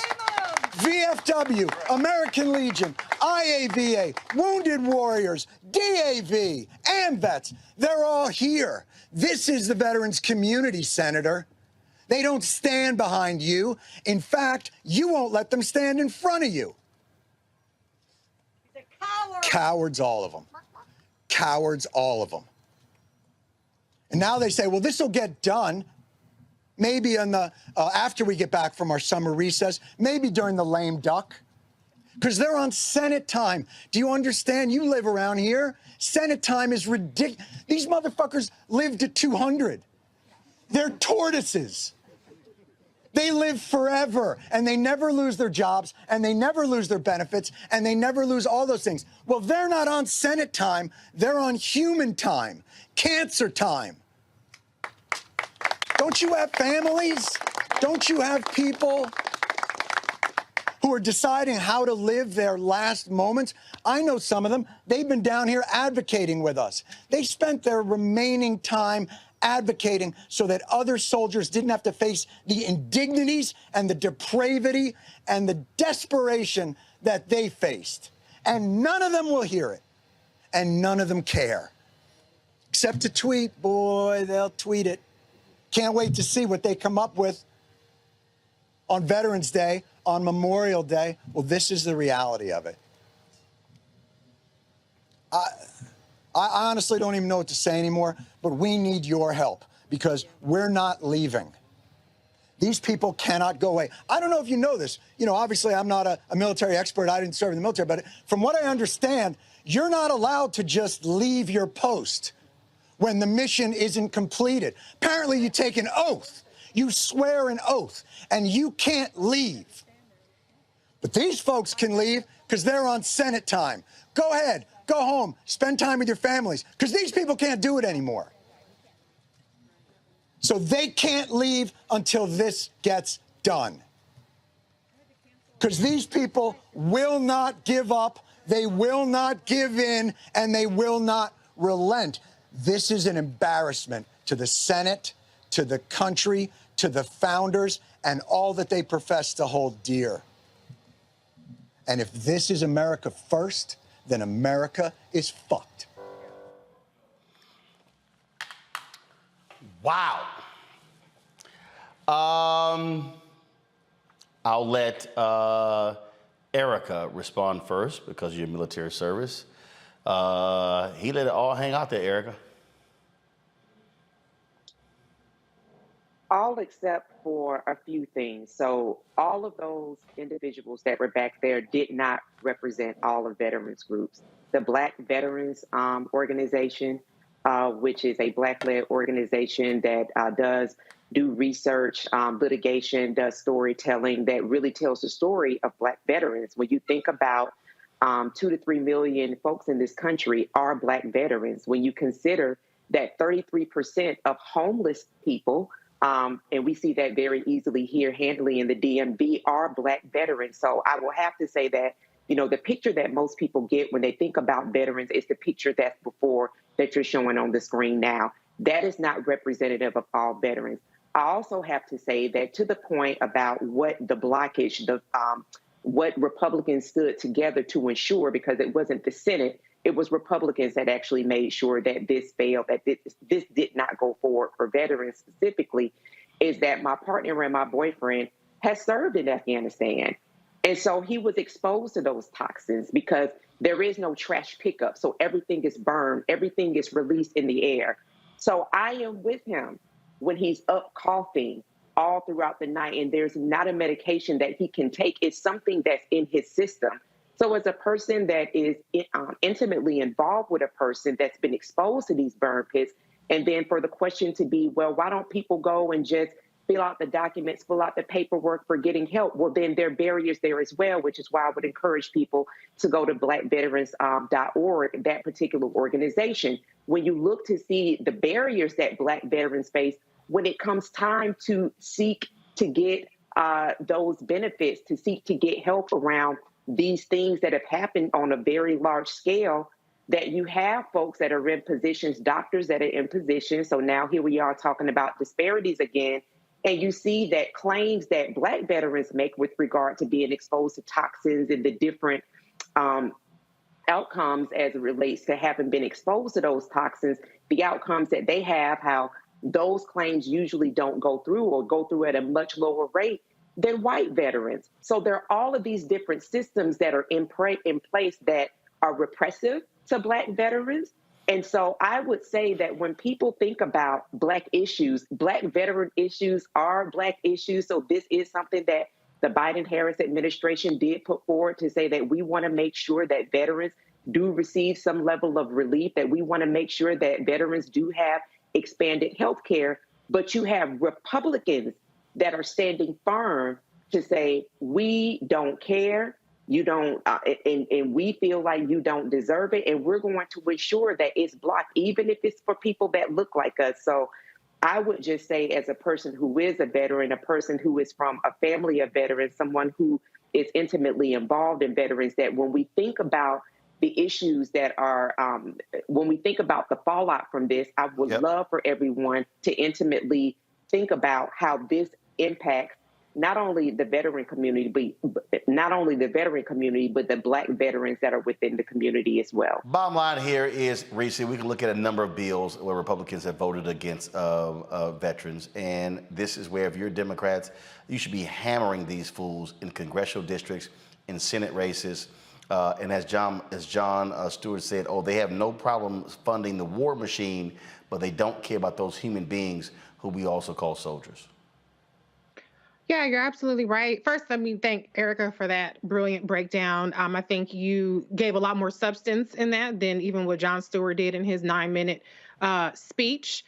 Not particularly impressed by it, but I do hope to see all the people who get their panties in a bunch about me cussing every week. I hope to see all your comments in the comment section after this about how horrible it is. Because I can say in 1 minute, wrapping it up, from what Jon took 9 minutes to say. Republicans ain't shit. They ain't never gonna be shit. They don't give a fuck about anybody. They don't give a fuck about them, about veterans, children getting their heads blown off, Black people getting blown up getting shot in grocery stores, women, children, 10-year-olds getting raped and getting pregnant by their rapists. There's a whole list of things they don't give a fuck about. So this whole, if this is America, we're fucked. We've been fucked. I don't know where the hell Jon Stewart has been. But I do give him credit because that's something that's going to go viral and it's going to bring attention to how terrible Republicans are. But what he didn't say is that every damn Republican needs to be voted the hell out.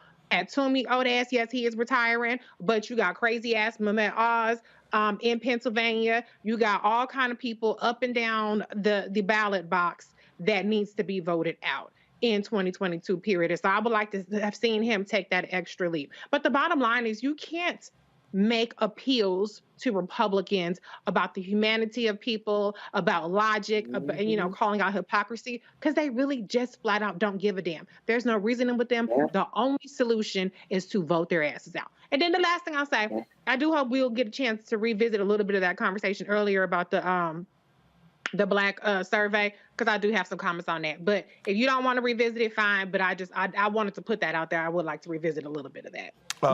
Greg, the candidate who's running for the Democratic nomination for the United States Senate in Missouri, he, let's just say he's got a few words to say to Republicans. Lucas Kuntz, he followed. I didn't realize he was following me on social media, and he just sent me this DM, and I want to show it. This is what he just posted. Stationed in Iraq, I lived near an open air burn pit. Smoke filled the air all the time, and I had to run through it. To the Republicans who decided to screw veterans like me today, fuck you, every last one of you. I mean, this is. I mean, look. I mean, and the thing, and I know people who are watching, and they're like, oh, all that cussing. I know it's gonna be somebody sitting here sending me an email saying the Lord is against cussing. And all sort of stuff like that. I got you. That's fine. But here is the reality, Greg. We have to sit here constantly and watch these Republicans wave the flag and talk about first responders and the veterans, and they were trashing Kaepernick. How dare you disrespect the American military, the families, the Gold Star families. You won't even kneel. You punk asses won't even provide them the health care. And this is not just even on this. The folks with Vote Vets have been highly critical of them in the past when they have stood out against.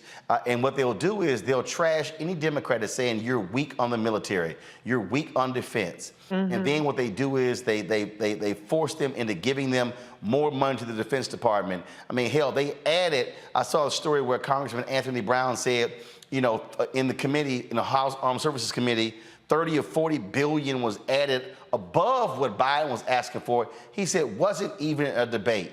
But they don't sit here and care about them when they come back. And this is truly shameful.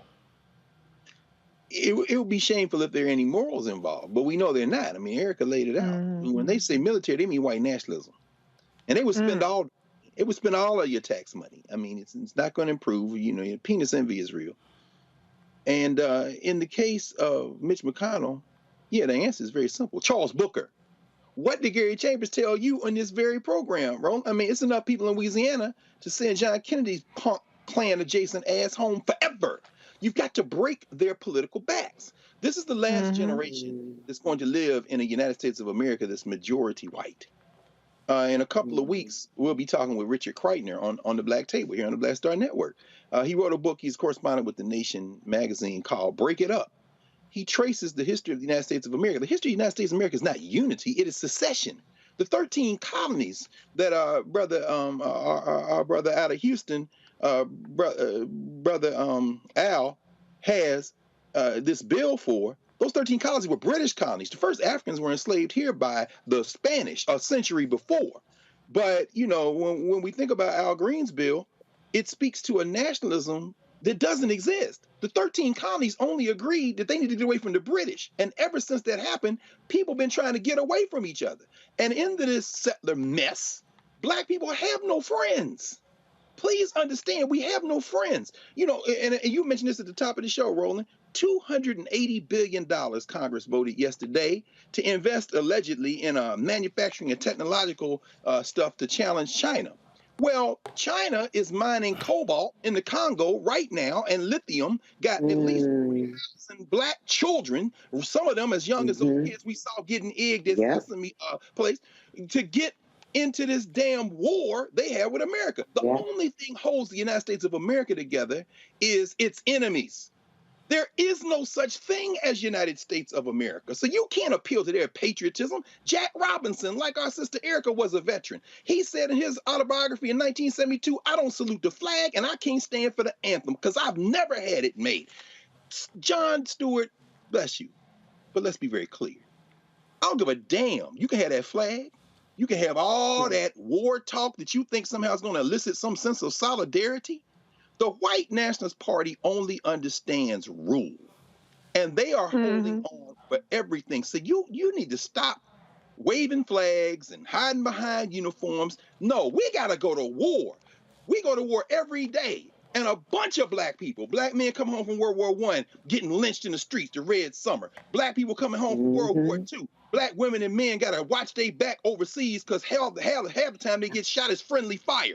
Damn it. Stop pretending this is a nation and let us go to war. Break Mitch McConnell's Klan adjacent back. Break his back. Stop talking to these people. And guess what? Yeah. You said that Bill Susan Collins, with her old dried up ass out of Maine, what Susan Collins said, it ain't just LGBTQ, it ain't just same sex. Do you know what else is in that legislation that she's saying? It's in trouble now, it's in trouble now. Interracial marriage. So those of you who like white boys, y'all want to marry one, guess what? That's a bill that they trying to pass to protect your right to do it, because that Negro in the Supreme Court married to a white woman is eyeing that too. And here, his black ass be the first one they throw in prison. We ain't got no friends. Folks, it's real simple. I keep telling y'all, and again, for all the people out here who saying, oh man, don't vote. I keep telling y'all, how do you change this game? Easy. Tim Ryan beats J.D. Vance in Ohio, okay? It's real simple. Ryan versus Vance. You're likely going to have Mandela Barnes against incumbent Senator Ron Johnson, Lieutenant Governor Mandela Barnes in Wisconsin against the Republican incumbent Ron Johnson to bounce Ron Johnson's ass out of the United States Senate. Pat Toomey is retiring in Pennsylvania, but you got Mehmet Oz running against Lieutenant Governor John Fetterman. Fetterman needs to beat him. You got Senator Rand Paul, incumbent Republican, running against former state Senator Charles Booker. Booker. Turnout, those poor white folks, black folks hit record numbers. Black turnout in Kentucky should be at 85, 90, 95%. Maximize the numbers, bounce Rand Paul's ass out. Sherry Beasley running against Ted Budd in North Carolina. Elect Sherry Beasley. You got Representative Val Demings in Florida running against Marco Rubio. You've got in Louisiana, you got several people it's called in the jungle primary, but Gary Chambers Jr. has been out there against incumbent Senator John Kennedy as a sister who's running as well. I can't remember her name right now. I met her when I was at Essex in New Orleans. But the bottom line is this here, folks. They got to go. They got to go. I'm telling you right now, if you have a Senate that's 55-45 Democrat, 56-44, 57-43, trust me, you have a much better shot at things getting done.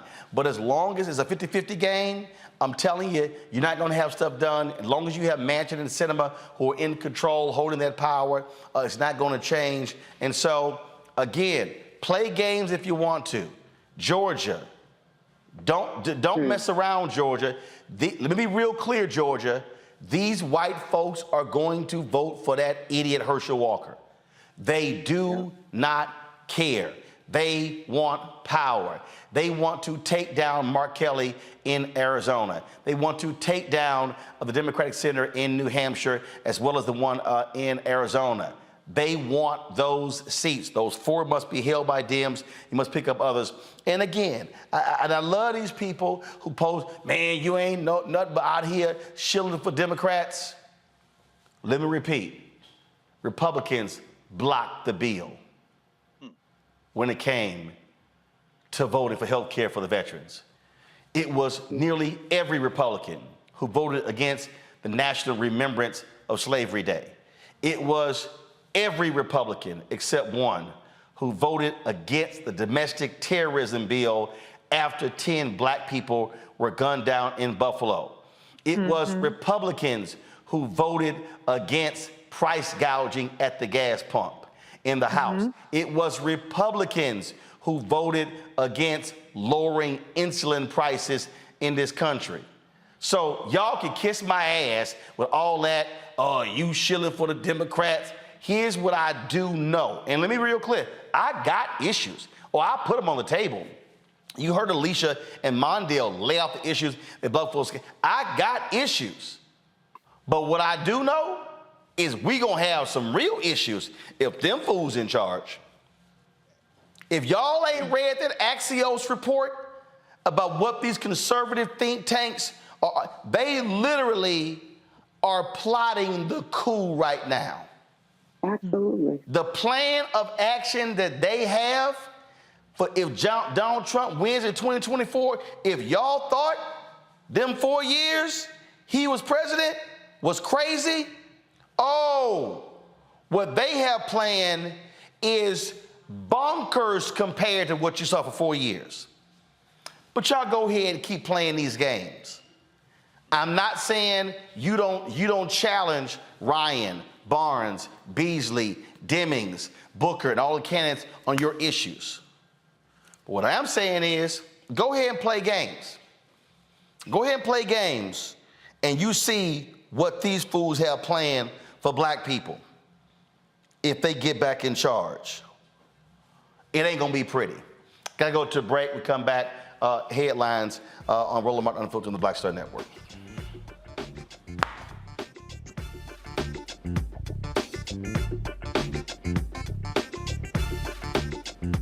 Sexy to me is the exact same feeling as running water, ever flowing. Water always finds a way to get through. And so when you know that you're sexy, there are no questions about it. It is an ever-flowing emotion. It is an ever-flowing feeling. Mm-hmm. When you question it, though, you stop the water. I struggle with this a lot, mainly because I've been told what sexy should look like, what it should feel like. As a model who did Sports Illustrated, you're told that this is what sells sexy, but then you travel the world and what's sexy to one person is not sexy to another person. I'm more of a mindfuck kind of person. How can you stimulate the brain? Mm-hmm. To me, that's sexy.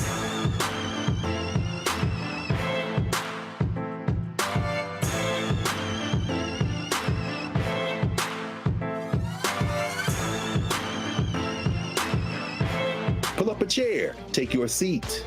The Black Tape with me, Dr. Greg Carr, here on the Black Star Network. Every week, we'll take a deeper dive into the world we're living in. Join the conversation only on the Black Star Network. Carl Payne pretended to be Roland Martin. Holla! You are watching Roland Martin, and I'm on his show today, and it's, what, huh? You should have some cue cards. Hey, what's up, y'all? It's your boy, Jacob Lattimore, and you're now watching Roland Martin right now.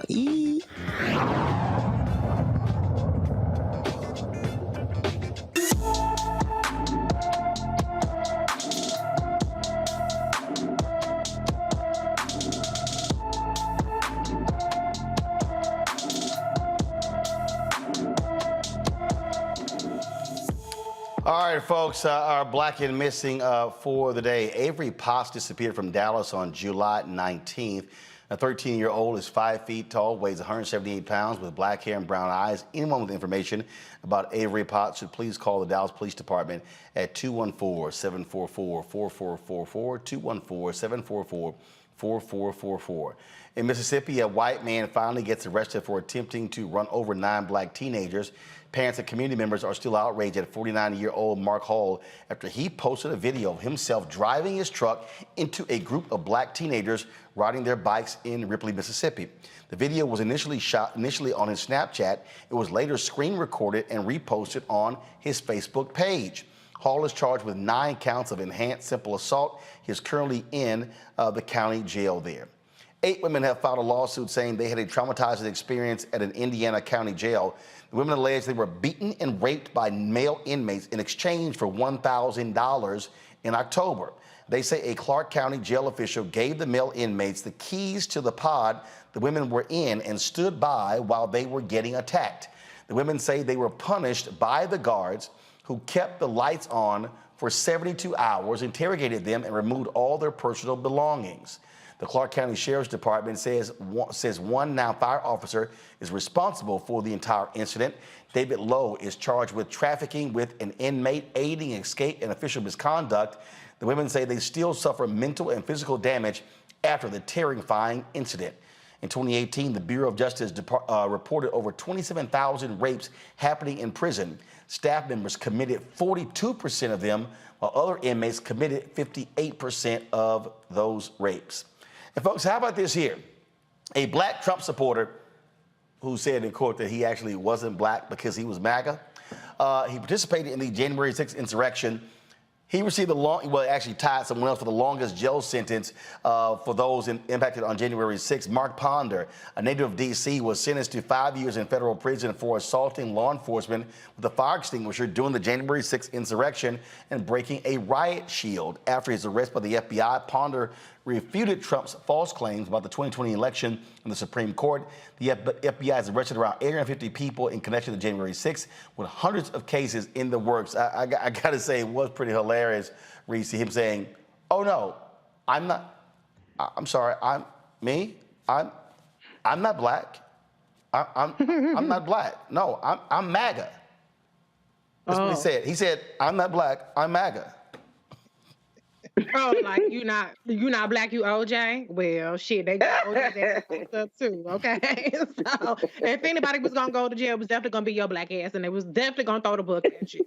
So it probably doesn't pay to be an insurrectionist, foot soldier of white supremacist, home boy. He is back. My ass going away. No, I'm swinging. He's not black, he's back. My ass going away.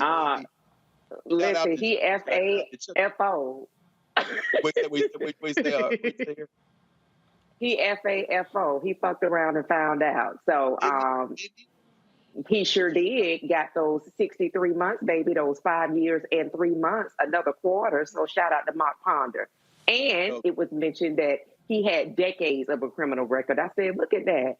You're getting the all-star black treatment. They are rolling out the carpet, baby, not just talking about the crime that you committed for which you're being jailed for, but they went back decades to say that you are a career criminal. So I hope that he gets in real good with the Aryan Nation there at the prison that he'll be in.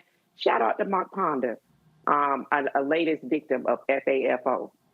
But he got his N-word wake-up call. But even though he got his N-word wake-up call, it wasn't that much an N-word because he got a lot of licks in for a black man hitting an altercation with the police. I mean, he was beating them cops' ass.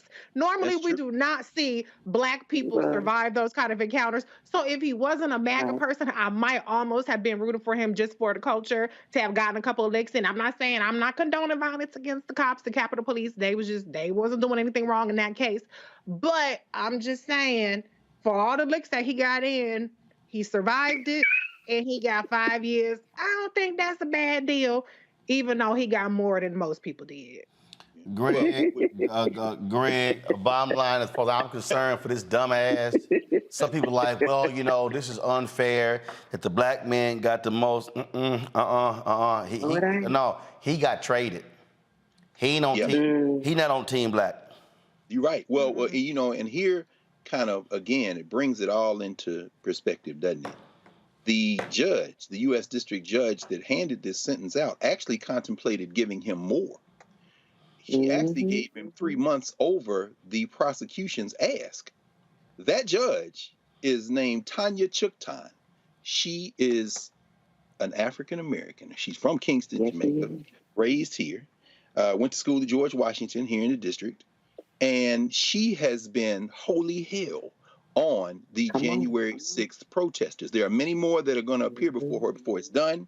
She's also the one who she was presiding over the case where Trump was trying to keep his records sealed and away. But Tanya Chuktan is not playing. So before anybody says that the black man got different, understand the black woman was like, oh, hell no.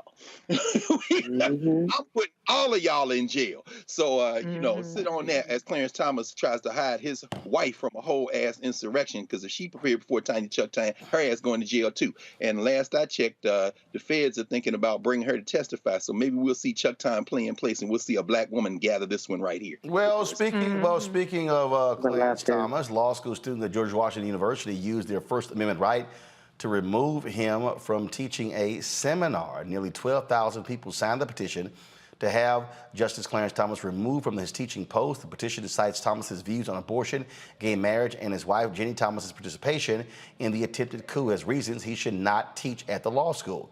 The university has said Justice Thomas is unavailable to teach during the fall semester. No, your punk ass simply got shut down. You were scared of them protests. See, I love how y'all sit your little asses in your damn robes in the Supreme Court behind all your security.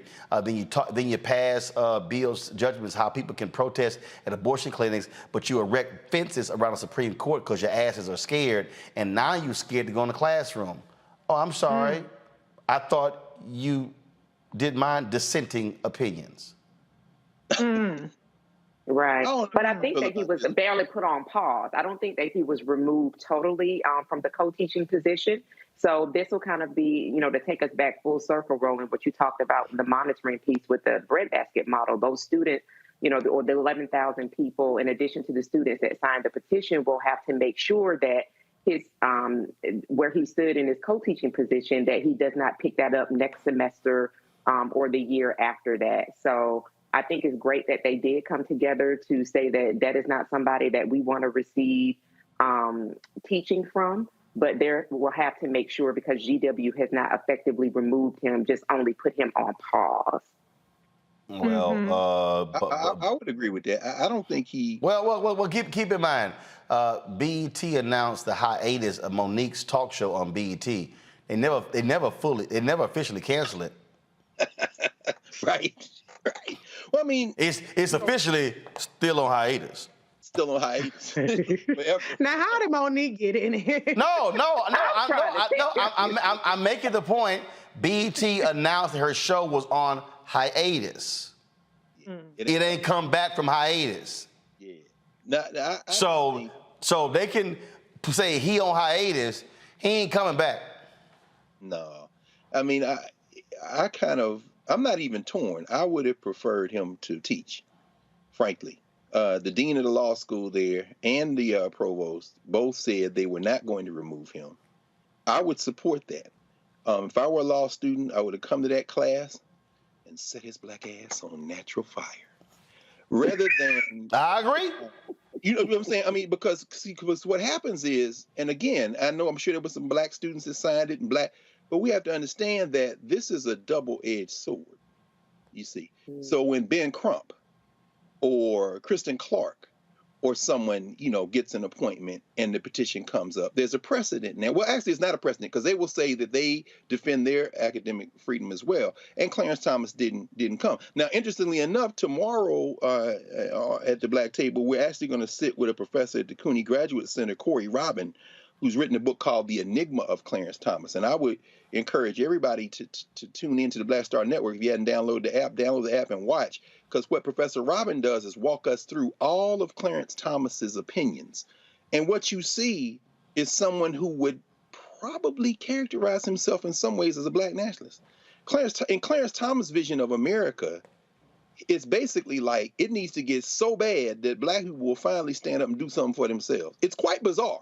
But in terms of that, I don't know that I would have tried to get him out of the classroom. I would have said, come on, baby. Come on, baby. Come on to this classroom. Let's dance. See, and that's what Clarence Thomas was afraid of. See, yeah. But I guess he can hide behind his wife. She certainly, looks big enough for him to hide behind, so it should be okay.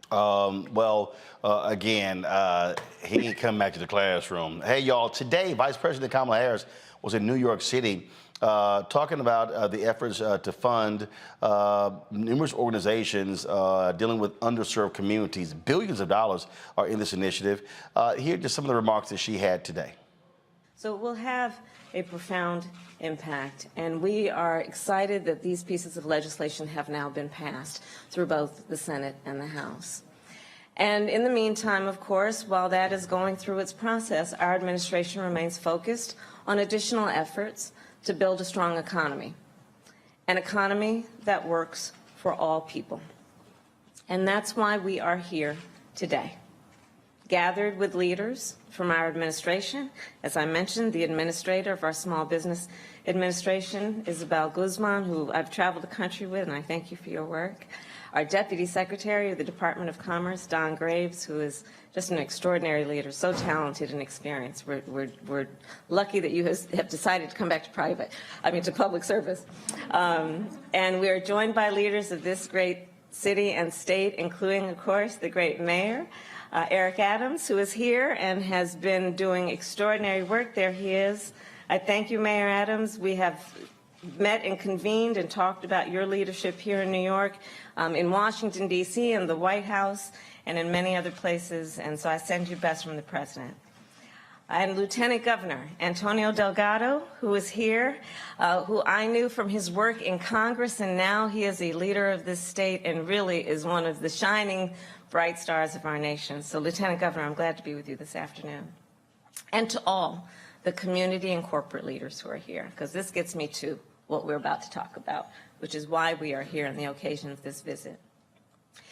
America is a nation powered by the ambition and the aspiration of her people.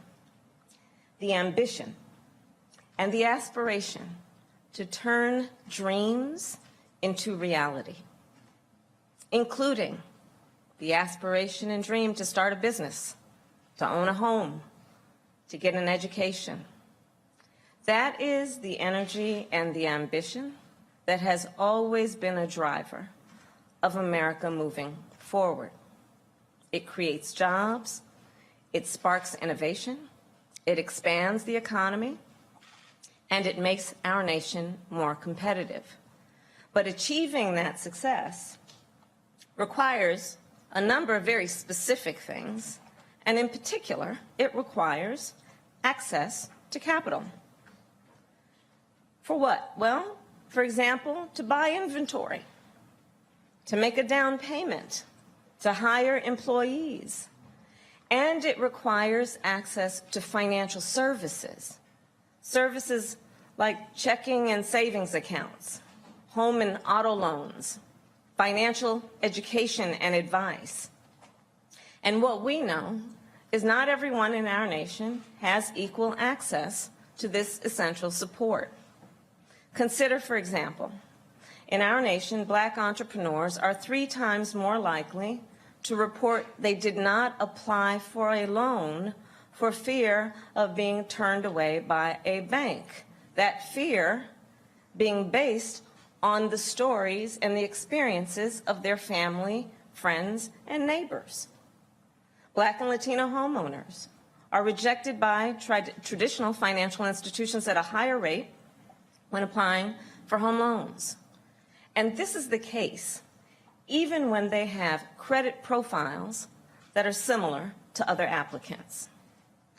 For many Asian American business owners, in particular immigrant business owners, language barriers limit their ability to access capital and banking services.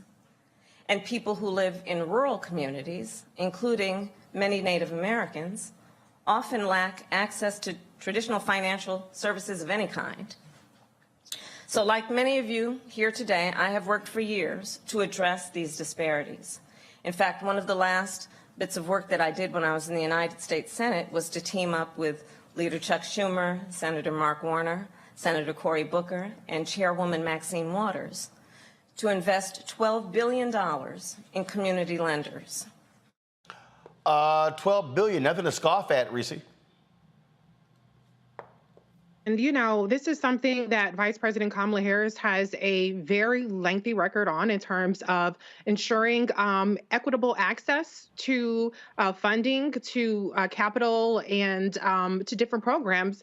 And I think that this administration has been especially good at ensuring that when money is put out there, that there is access for minorities, Black people specifically, that normally isn't there. So going back to the conversation a little bit earlier, I do take exception when there's kind of narratives being pushed about a lack of engagement, a lack of even attention being paid to the Black community when you have somebody like the Vice President of the United States, not somebody like the Vice President of the United States she's really been barnstorming the country, primarily focusing on Black major conventions, as well as going to these states, these critical states that we need in the midterms, but also going to red states like Indiana and meeting with Black legislators, Black lawmakers, and really convening people from across the country to mobilize around a lot of these issues. So one of the things I would like to see, instead of consistently perpetuating perceptions about what's not being done, if we could have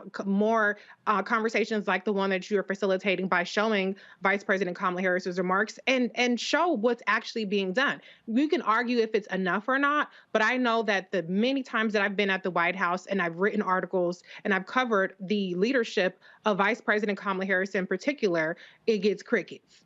When Kamala says that she's a woman in a blue suit, everybody and their mama sees that shit, but nobody sees stuff like this. And so I just want to challenge us to be more aware of what's going on and to have these conversations that aren't feelings-based, but are facts-based. And if you don't know, then let's have a conversation and let's talk about it instead of just always defaulting to these long-standing narratives that I don't think hold true as much when you look at leaders like Vice President Kamala Harris, people in the administration like Environmental Protection Agency Administrator Michael Regan, who really does exceptional work, and you almost hear nothing about him. Secretary Fudge, who does exceptional work as well. Let's have some conversations that are fact-based. So, and the one last thing I just have to get this out, because when the mayor said we wouldn't need scorecards if we're engaging, that's no. The reason why I suggested it to Ice Cube, scorecards, is because that level sets the conversation, and we can all go off of the same set of facts, because we have too many feeling-based conversations, too many conversations that are fueled by what people see on social media. Usually it's disinformation that they react to and get all spun up about, and we aren't even talking about what's really being done. And we're not even fighting the things that we really disagree on, because we fighting on some shit that ain't even true to begin with. We're talking about $12 billion, Erica, from a coalition of 23 companies and foundations to underserved communities. And we talk about that money going to community lenders. I mean, that directly impacts Black-owned businesses.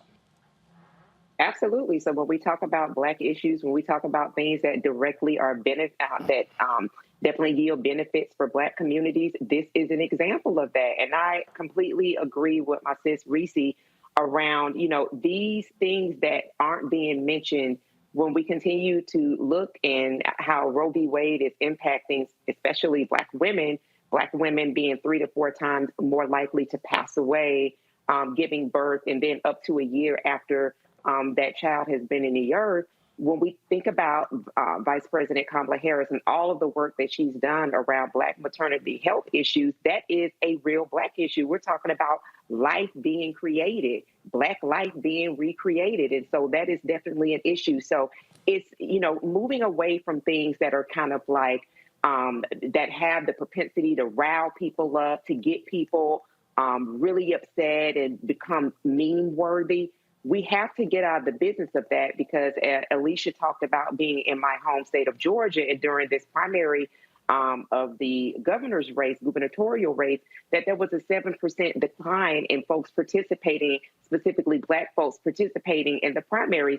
That does not bode well for a state that absolutely needs a governor who's paying attention to not only the things that impact Georgia's economically, but healthcare wise. And we're talking about Leader Stacey Abrams. So there has to be, and I know that there are folks that do work in the communities, both rural and in metro parts of Georgia, to really message out, and that they're out doing that work.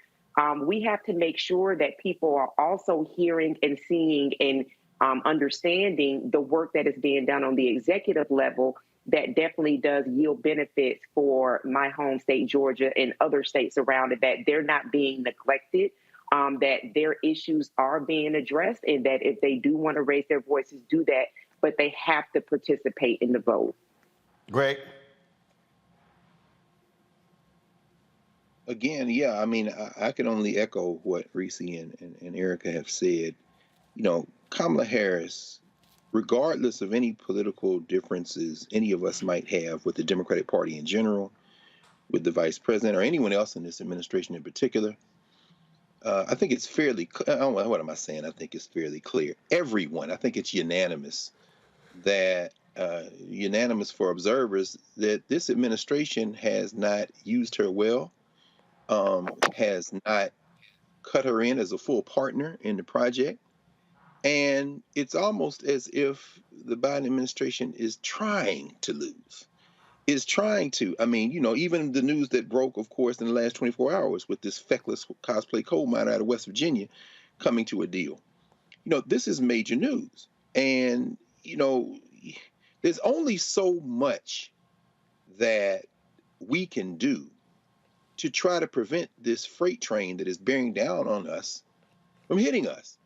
Kamala Harris could be used much more effectively in many more ways, but it's almost as if in that White House, she is not only an afterthought, it's almost like you got to work to kind of evade the vice president like that. Whatever skills, whatever talents, whatever abilities she has, whatever demonstrated capacity to kind of push that she has, and certainly she spent time in the United States Senate before she came here. You know, this is really indefensible. And at the end of the day, we're going to get stuck with the bill, just like we got stuck with the bill for Obama. Black people are going to get stuck with the bill. So I don't have any hope that this administration is going to change course. I mean, I almost wish the vice president would go rogue, but you know, I mean, because she's going to end up holding the bag too. Can I push back just a little bit on that, Greg, though, Dr. Carr? I mean, I think if you talk about politically in terms of optics, in terms of messaging, do I think she's been effectively utilized? No. But I can say, as a person who I consider myself the encyclopedia of her record, I can absolutely say I see her fingerprints in every single major policy initiative that this White House pushes through. She's doing the work in terms of the agencies, the executive agencies. She's right there arm in arm with Michael Regan, EPA administrator, with Secretary Fudge, whether it's Becerra at HHS.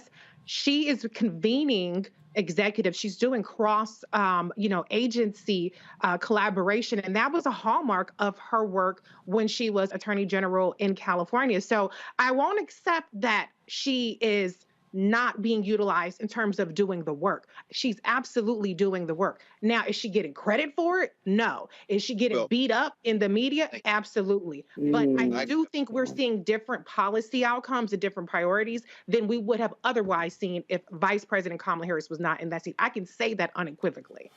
Yeah, no, absolutely. In fact, thank you, Reese, but I would accept that 100%. I'd accept that 100%. What I was talking about was exactly what you just said. She's not getting, there's no penetration of any of what you just said. And it's one thing for you to say it. It's one thing for us to say that and embrace that. It's quite another for her not to be able to embrace all of that. Because if people heard that, whatever individual line by line thing they might want to say, they could not say she's not doing the work. And I'm just bemused as why she can't, So no, I'm with you 100% on that. Absolutely. Absolutely. All right, folks, we have lost some great people. Emmy-nominated actor Tareen Black died at the age of 82. He made appearances on sitcoms such as Sanford and Son and Good Times before rising to prominence for his role as Detective Neil Washington on Hill Street Blues. His performance earned him an Emmy nomination for Outstanding Supporting Actor in 1982. Black was also an advocate for adoption. He adopted 10 children and eventually became a national spokesman for adoptive services during George H.W. Bush's presidency. He is survived by his 12 children, 18 grandchildren, and 2 great-grandchildren. Again, Tareen Black was 82 years old. Emmy-winning character actress Mary Alice Smith, she has died of natural causes. She was 85. The actress, her family announced her passing today. The star on stage and the screen is best known for her role as Letitia Letty Bostick on NBC TV's sitcom A Different World and Effie Williams in the 1976 musical drama Sparkle. Mary Alice also performed on Broadway and won an Emmy Award for Outstanding Supporting Actress in the Drama Series in 1993. She also won a Tony Award in 1987 for Best Featured Actress in a Play. Mary Alice, of course, she participated in The Matrix as well. Mary Alice Smith, again, passed away at the age of 85. The founding president and first CEO of Black Public Media has passed away. Mabel Haddock died of kidney disease Saturday in New York City after a brief hospitalization. She created the National Black Programming Consortium in 1979 after seeing a need to diversify the stories told on TV. She also supported Black filmmakers and producers in their films, TV programs, and series. Now known as Black Public Media, the national media arts nonprofit focuses on creating and producing media content about the Black experience. A private funeral will be held in Clover, Virginia on August 4th with public memorials in New York and Columbus, Ohio. Haddock was 74 years old. And Hollywood Black Film Festival founder Tanya Kersey, She passed away last week at the age of 61 of cardiac arrest at a hospital in Rancho Cucamonga, California. Before founding the Hollywood Black Film Festival, Kirstie worked as an actress, model, entertainment journalist, and radio host. She first launched the film festival in 1998 to celebrate black cinema by bringing together established talents of independent films and filmmakers.